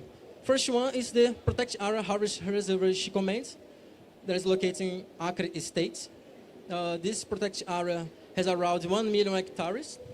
This project initiates with a small scale, but now the small scale with agroforestry system that's combine native tree, food crop, and of course traditional knowledge. In this process, they create local ownership and value of the restoration process. And with this, it promotes food security, community income, and forest conservation. So in this process, it starts with a small scale, just around 100 hectares. But now this idea is scalable model to another area, to a larger areas. Another example is the Protected Area Bom Futuro Native Forest in the Rondônia state. It's very close to indigenous territory Caritiano. And this process has active indigenous participation, very important. They collect seeds and exchange knowledge. So it's a very important example when they combine the traditional wisdom and start with a small area again, but now the goal is to restore around 14,000 hectares under a concession forest.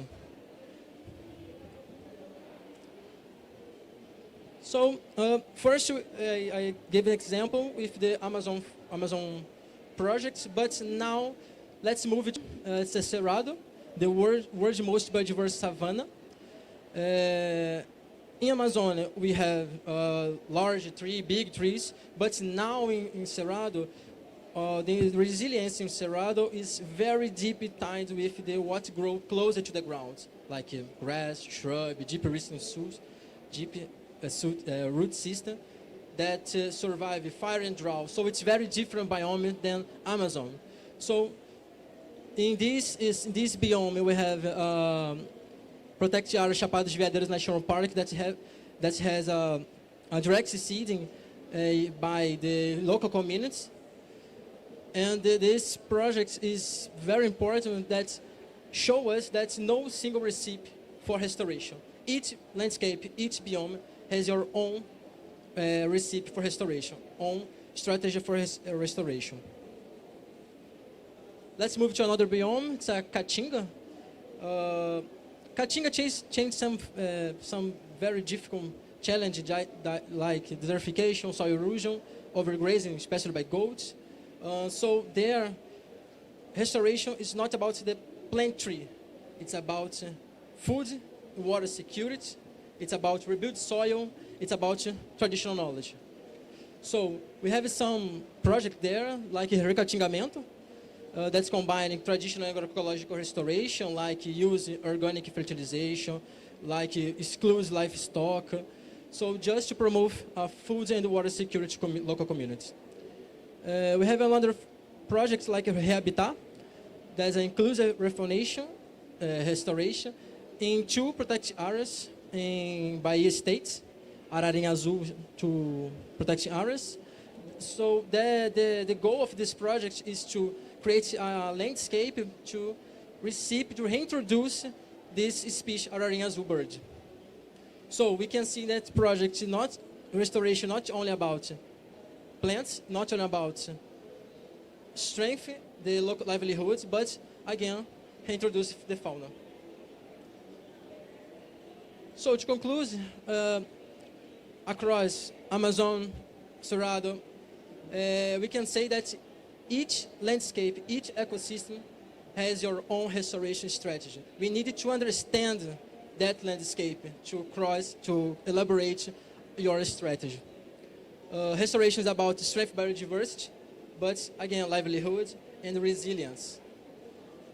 And this main example shows us that we need to combine the local knowledge with scientific method.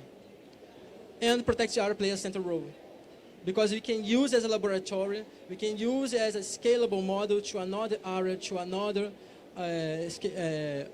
larger area. When the people participation, the local community participates in this project. And finally, restoration is not about the environment, but a social and economic investment. Thank you very much.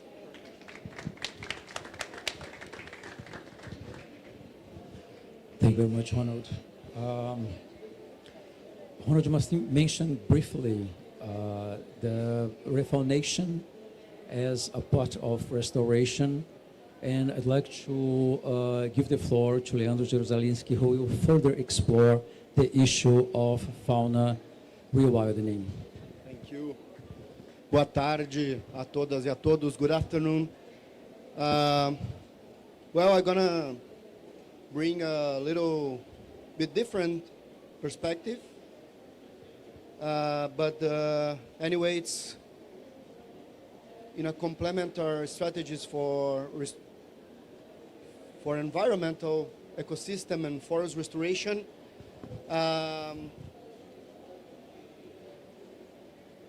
Well, we know that landscape massive change, modification, and substitution of forests and other natural ecosystems by extensive pasture for cattle ranching, agriculture, urbanization, results in habitat loss and fragmentation, and the continuous degradation of this ecosystem through selective logging, forest fires, often associated with the climate change and the direct removal of individuals from their nature through hunting, trafficking, electrocutions, road kills, and so on, results in massive defaunation of our natural ecosystems.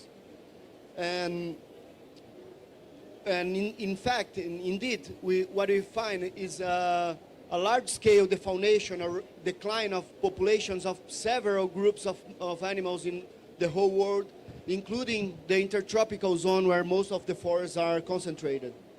And this results consequently in the loss of ecological functions like seed dispersal, pollination, carbon cycle that these animals act in these ecosystems.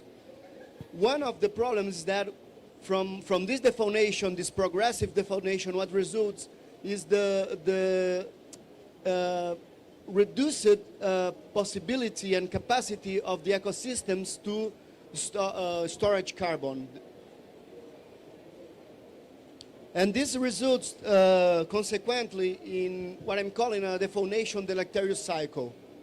From defaunation, from an increased defaunation, we lost ecological functions, we lost forest restoration, the capacity of forest restoration, we lost ecosystem functioning, including carbon fixation. This is worse for climate change, and this affects the forest structure and composition. This affects the habitat suitability for the remaining fauna. This reduces the population viability of the remaining population, and this leads to increased risk of population collapse and this is what I'm calling the defaunation deleterious cycle. But we can act over this in several ways, and some of these ways my colleagues had talked before me. But what I bring here is the possibility to act over this cycle through strategies for the wildlife conservation, for the strategies for the conservation of species and threatened species. For example, population management to restore populations in areas for reintroduction or reinforcement of population, population monitoring, hunting agreements in areas where we have hunting pressure, the creation and protection of protected areas, establishment of corridors through restoration of these degraded forests.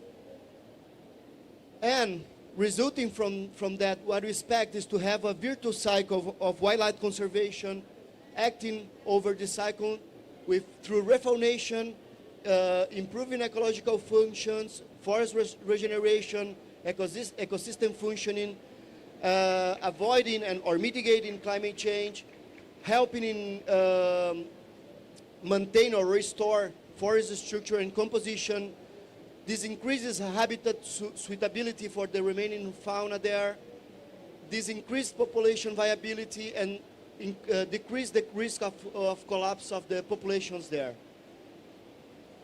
Well, all of these are ways to, as I said, strategies to intervene in this cycle through strategies for wildlife conservation, through the conservation of species. And what is the main framework we have for species conservation? This comes from the Convention on Biological Diversity. Mainly it was very important from the 20 Aichi targets. The target 12 is very well known in terms to the strategy to reduce extinction risk of threatened species. And this was renewed and reinforced through the Kunming-Montreal Goal 4, also directed to halt the human-induced extinctions. And in the last 2 decades, the IUCN Species Survival Commission published a series of guidelines reinforcing the role of 2 main tools for species conservation: the red listing to assess the conservation status of each species, and the action planning, conservation action plans for the threatened species. And we adopted this in Brazil as national strategy for species conservation through the Pro-Species program of the Ministry of Environment, and we use the red list, IUCN red list category and criteria to assess the extinction risk of the species in Brazil, and we also adopt the national action plans for the conservation of threatened species. In fact, we assessed more than 15,000 species in Brazil, including all the vertebrate species, and we found that almost 10% of these are in risk of extinction. And we are running 40 national action plans covering 82% of the threatened species, with strategies for its conservation through several strategies to promote their conservation. Well, from this, now I'm gonna take a look at primates as a study case. Why? First, because primates are frugivorous forest dwellers, so they have the capacity to occupy a very different variety of forests, and they are largely frugivorous, so they are excellent seed dispersers. That they disperse a huge amount of seeds of several families of plants, including some seeds of larger size that are responsible to breed the species of trees that retain more carbon in the nature. Following that, primates are distributed through tropical forests, and it's not a surprise that 3 out of 4 countries with the largest diversity of primates are Brazil, Congo, DR, and Indonesia, 3 of the most important countries for tropical forest. And also primates are very susceptible to climate change all over its distribution, and we have the perspective to lose these species even if in the most optimistic scenarios of climate change. And if we lose these animals, we're going to lose their role as seed dispersers in several areas. They are also umbrella species, arguing and in advocacy for the debates, we can promote the conservation of many environments, many forests, large forests that are important for the protection of a lot of other different species, and they are amazing flagship species for the protection of forests. We found in Brazil 35 species threatened of extinction, and through 5 action plans, national action plans, we cover all these 35 threatened species with conservation strategies. And now, to finish, I'm gonna talk a little bit about some examples that from these strategies to promote the conservation of threatened primates. We also contribute to restoration or to the maintenance of forests. First is was the creation of a protected area for this critically endangered tamarin, the pied tamarin. We created 15,000 hectares wildlife refuge specifically to promote the conservation of this species. This was the first federal protected area for this species. And of course, in this area we have some degraded areas, and having this area protected will promote the restoration of the whole forest there. Second is the example of forest corridors in the Pontal do Paranapanema in São Paulo, where this endemic and endangered species, the black lion tamarin, lives. We have there an state park, Morro do Diabo, and black lion tamarin ecological station. And what we are promoting here in association with IP, an NGO, is the restoration, connecting the fragments of these protected areas. And we already restored thousands of hectares with forests. And of course, the connectivity among these populations and these environments. Another example is the population management. In 1990, we created the Guaribas Biological Reserve here at 3,000 hectares forest, where this species, the red-handed howler monkey, were extinct locally. And through 25 years of translocations and restoration with confiscated animals, releasing the animals there, following the National Action Plan for the Northeastern primates, we achieved now, last year we surveyed this population with thermal drones, and we found 115 animals there living in 18 groups, and this is just above the linear, the threshold of viability for a population of this species. So combining protected areas and population management, we now have this seed disperser again in this forest, in this protected area. And indeed, you are running population management programs for a lot of other primates. And the last example is the hunting agreement, like in the Alto Tarauacá Extractive Reserve, where this endangered primate live there, the black spider monkey, is the most important seed disperser in this area. And we reach a resolution with the deliberative council of this protected area, an agreement to stop hunting this species for 5 years. This is a joint work with the CNPT. And of course, this will help in maintaining the viability of these species and the role of these species as a seed disperser there.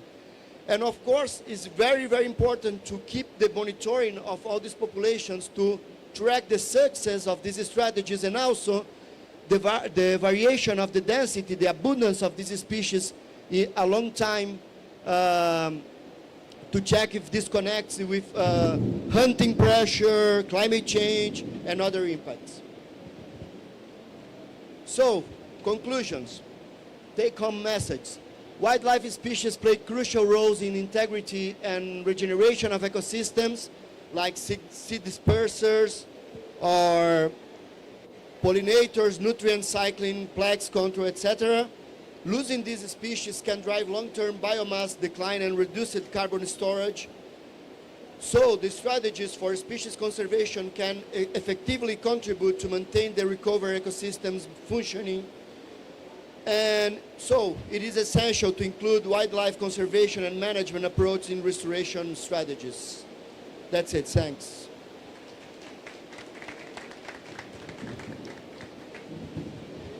Thank you very much, Leandro. Well, we will open the event for questions, and so I'd like to invite to the floor all of our speakers.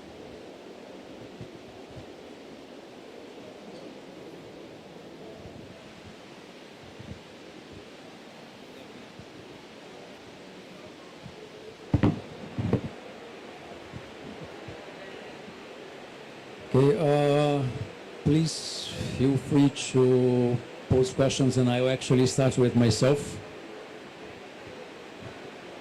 Alexandre, you shared with us some valuable information about restoration within ICMBio protected areas. Can you talk to us about the importance of protected areas in general when we look at the whole country restoration target?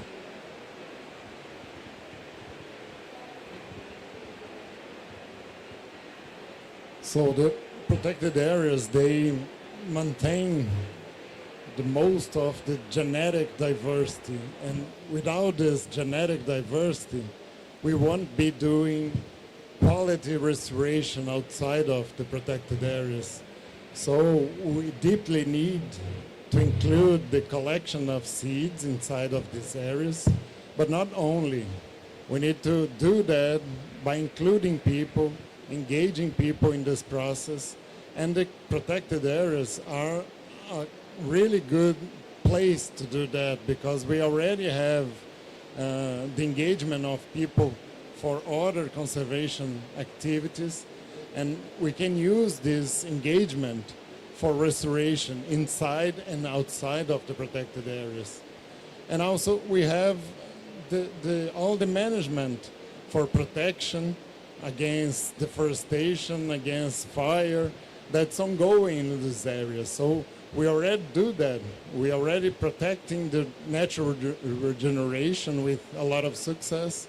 And when we invest in active restoration inside of those areas, probably the restoration will be cheaper because we are already maintaining the protected area as a whole. So we see a lot of advantages there, right? And also, since, as I said, we have a lot of people visiting protected areas. We have a lot of people living inside the protected areas, inside or outside, nearby the protected areas. So they are in the view of people. So everything we do that should be an example. And we should be the first ones to really do a good job with restoration. Thank you. Mario, you presented a model of restoration project based on the private sector as a central stakeholder. Is there other possible arrangements? Yes, it's possible. The the best model is when there is no outside company and the community lead the project. With simple technical support, they can plan their work, choose the space, and guide the restoration. This is important for two reasons. First, because the people feel the project is theirs, they feel part of the land and is their future, and its future. And second, because they can earn income not only by supplying seeds, but also plant, caring for the area and monitoring. Yes, restoration is strong, more fair and more lasting when communities lead the process, not only support it. Perfect, thank you very much. Ronald, you shared some very inspiring experiences of restoration, of ecological restoration.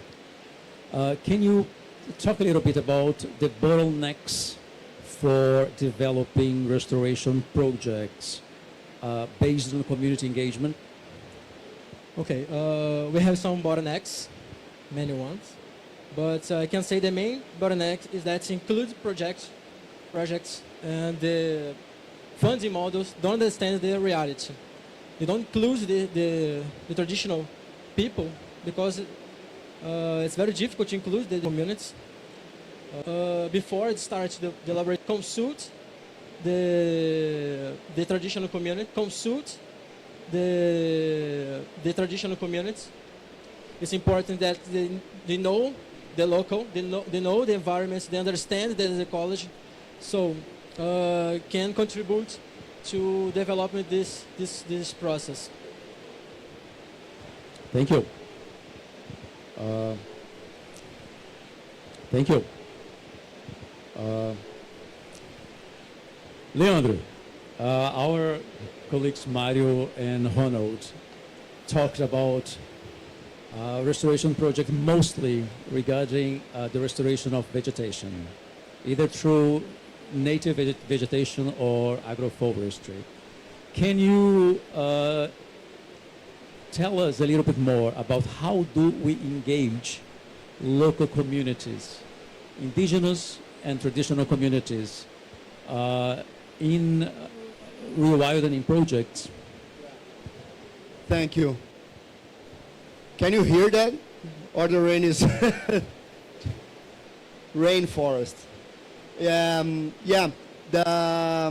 It is crucial to include the participation of communities, local communities, even traditional or indigenous or local people in any way, in the wildlife management, because if we don't include if we don't stop the causes of local extinction or population decline, like hunting or fragmentation or fires or so on, trafficking, what are you going to do when restoring the wildlife population would be to... It's raining here? Yeah.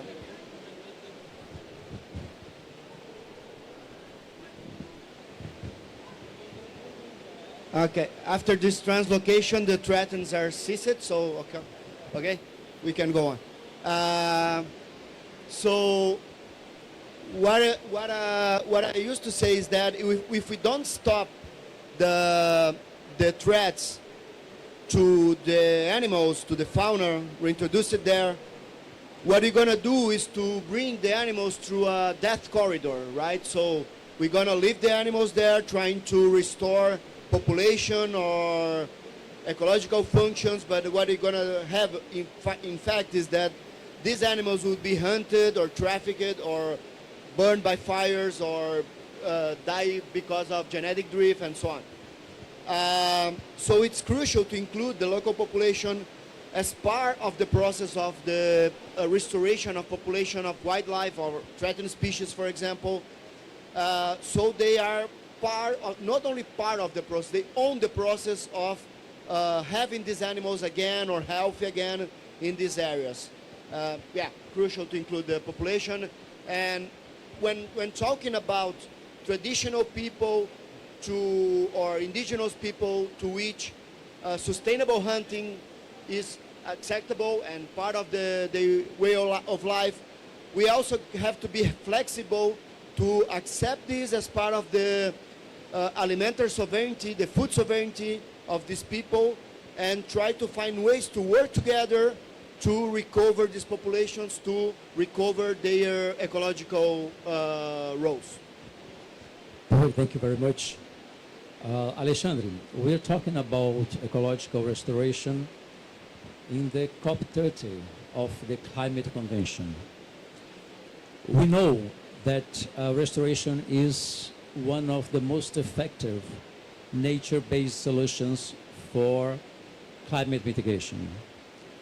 Can you, if you had to talk about restoration to an investor on carbon credit, what would you say in 2 minutes? Well, if we look only about carbon, we'll be risking a lot. We'll be investing in something that may not last long. So we need to look in many different aspects of the prism. We need to include different perspectives to have a better investment and a better success of this investment. So, and since the degradation problem is a social problem, if we don't include people in this process, we are also facing bigger risks than we should, right? So if we want to really sequester carbon, we need to look in a broader scale. We need to include people. And actually, the restoration will be more expensive in the beginning, will cost more. But then it will last long, and we'll have way less risk in the investment we did in the past. So that's the mindset we have to change right now. The cost effectiveness of climate mitigation and carbon sequestration should be looked in a different way. And we need to prioritize people engagement in this process. People have to value forests and all the ecosystems. Thank you very much. And we have a first question from the public.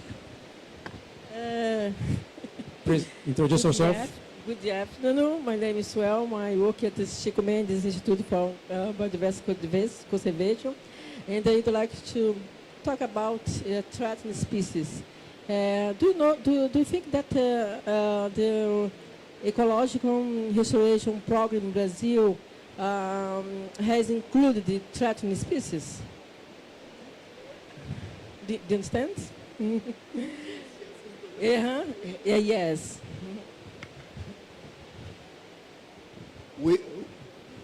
This is Fogo Amigo, friend. No, I'm joking. Right. No, I don't think so. I don't think so yet. And this is exactly what we are start talking here with this session. And this is something that we need to actually putting things in perspective. For our institution, Chico Mendes, restoration is almost a new agenda. And the population management programs for threatened species too. So we are trying to strengthen these agendas and now trying to connect these agendas. And of course we can think about, for example, including non-threatened species in ecosystem restoration. Okay, but if we include the threatened species, we're going to have a double benefit. So we're going to have the restoration of the ecosystems, and also we're going to favor the conservation of threatened species. We have to work on that. We are part of that.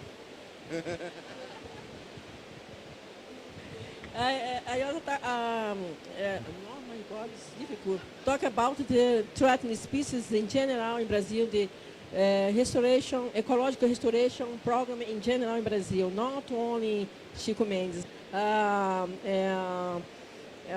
These species in this program, but our CBC is working in this direction, okay? Thank you, Elmo. Hey guys, do you have any more questions from the public? I do have one more to both Mario and Ronald. Well, back to community engagement, to traditional peoples and community engagement in restoration. From the perspective, the technical perspective of restoration, if I look at a forest which had been restored with engagement of local communities, and then I look to another forest who had been restored by a conventional method of restoration, what would be the differences between those two forests?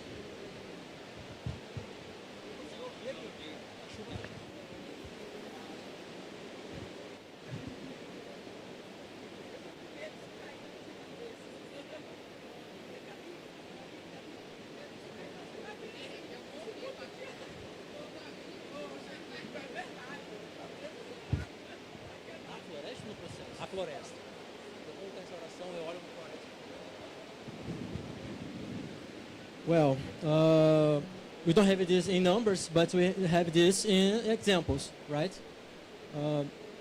We can say that biodiversity is the first one. The traditional people know where to find that seed, where to find the plants, the species, native species. So when traditional models is using just some specific species, because it's easy to plant, right?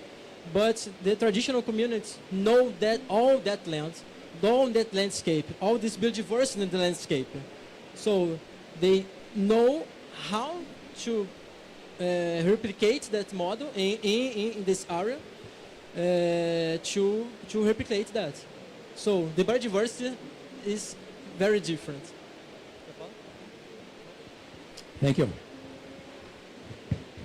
Any more questions from the public? So I do have a final question to Leandro. And that is, Leandro, when we talk about rewidening, the most, I'd say like the most familiar image, the most popular image that we have is that everybody, that the public in general has, is of someone opening a cage in a wild area and then a bird flying free or an animal running free. But I think we started to see that this is kind of like the tip of the iceberg. And I'd like just to ask you to talk to us about what is behind the scenes. I mean, what is the backstage work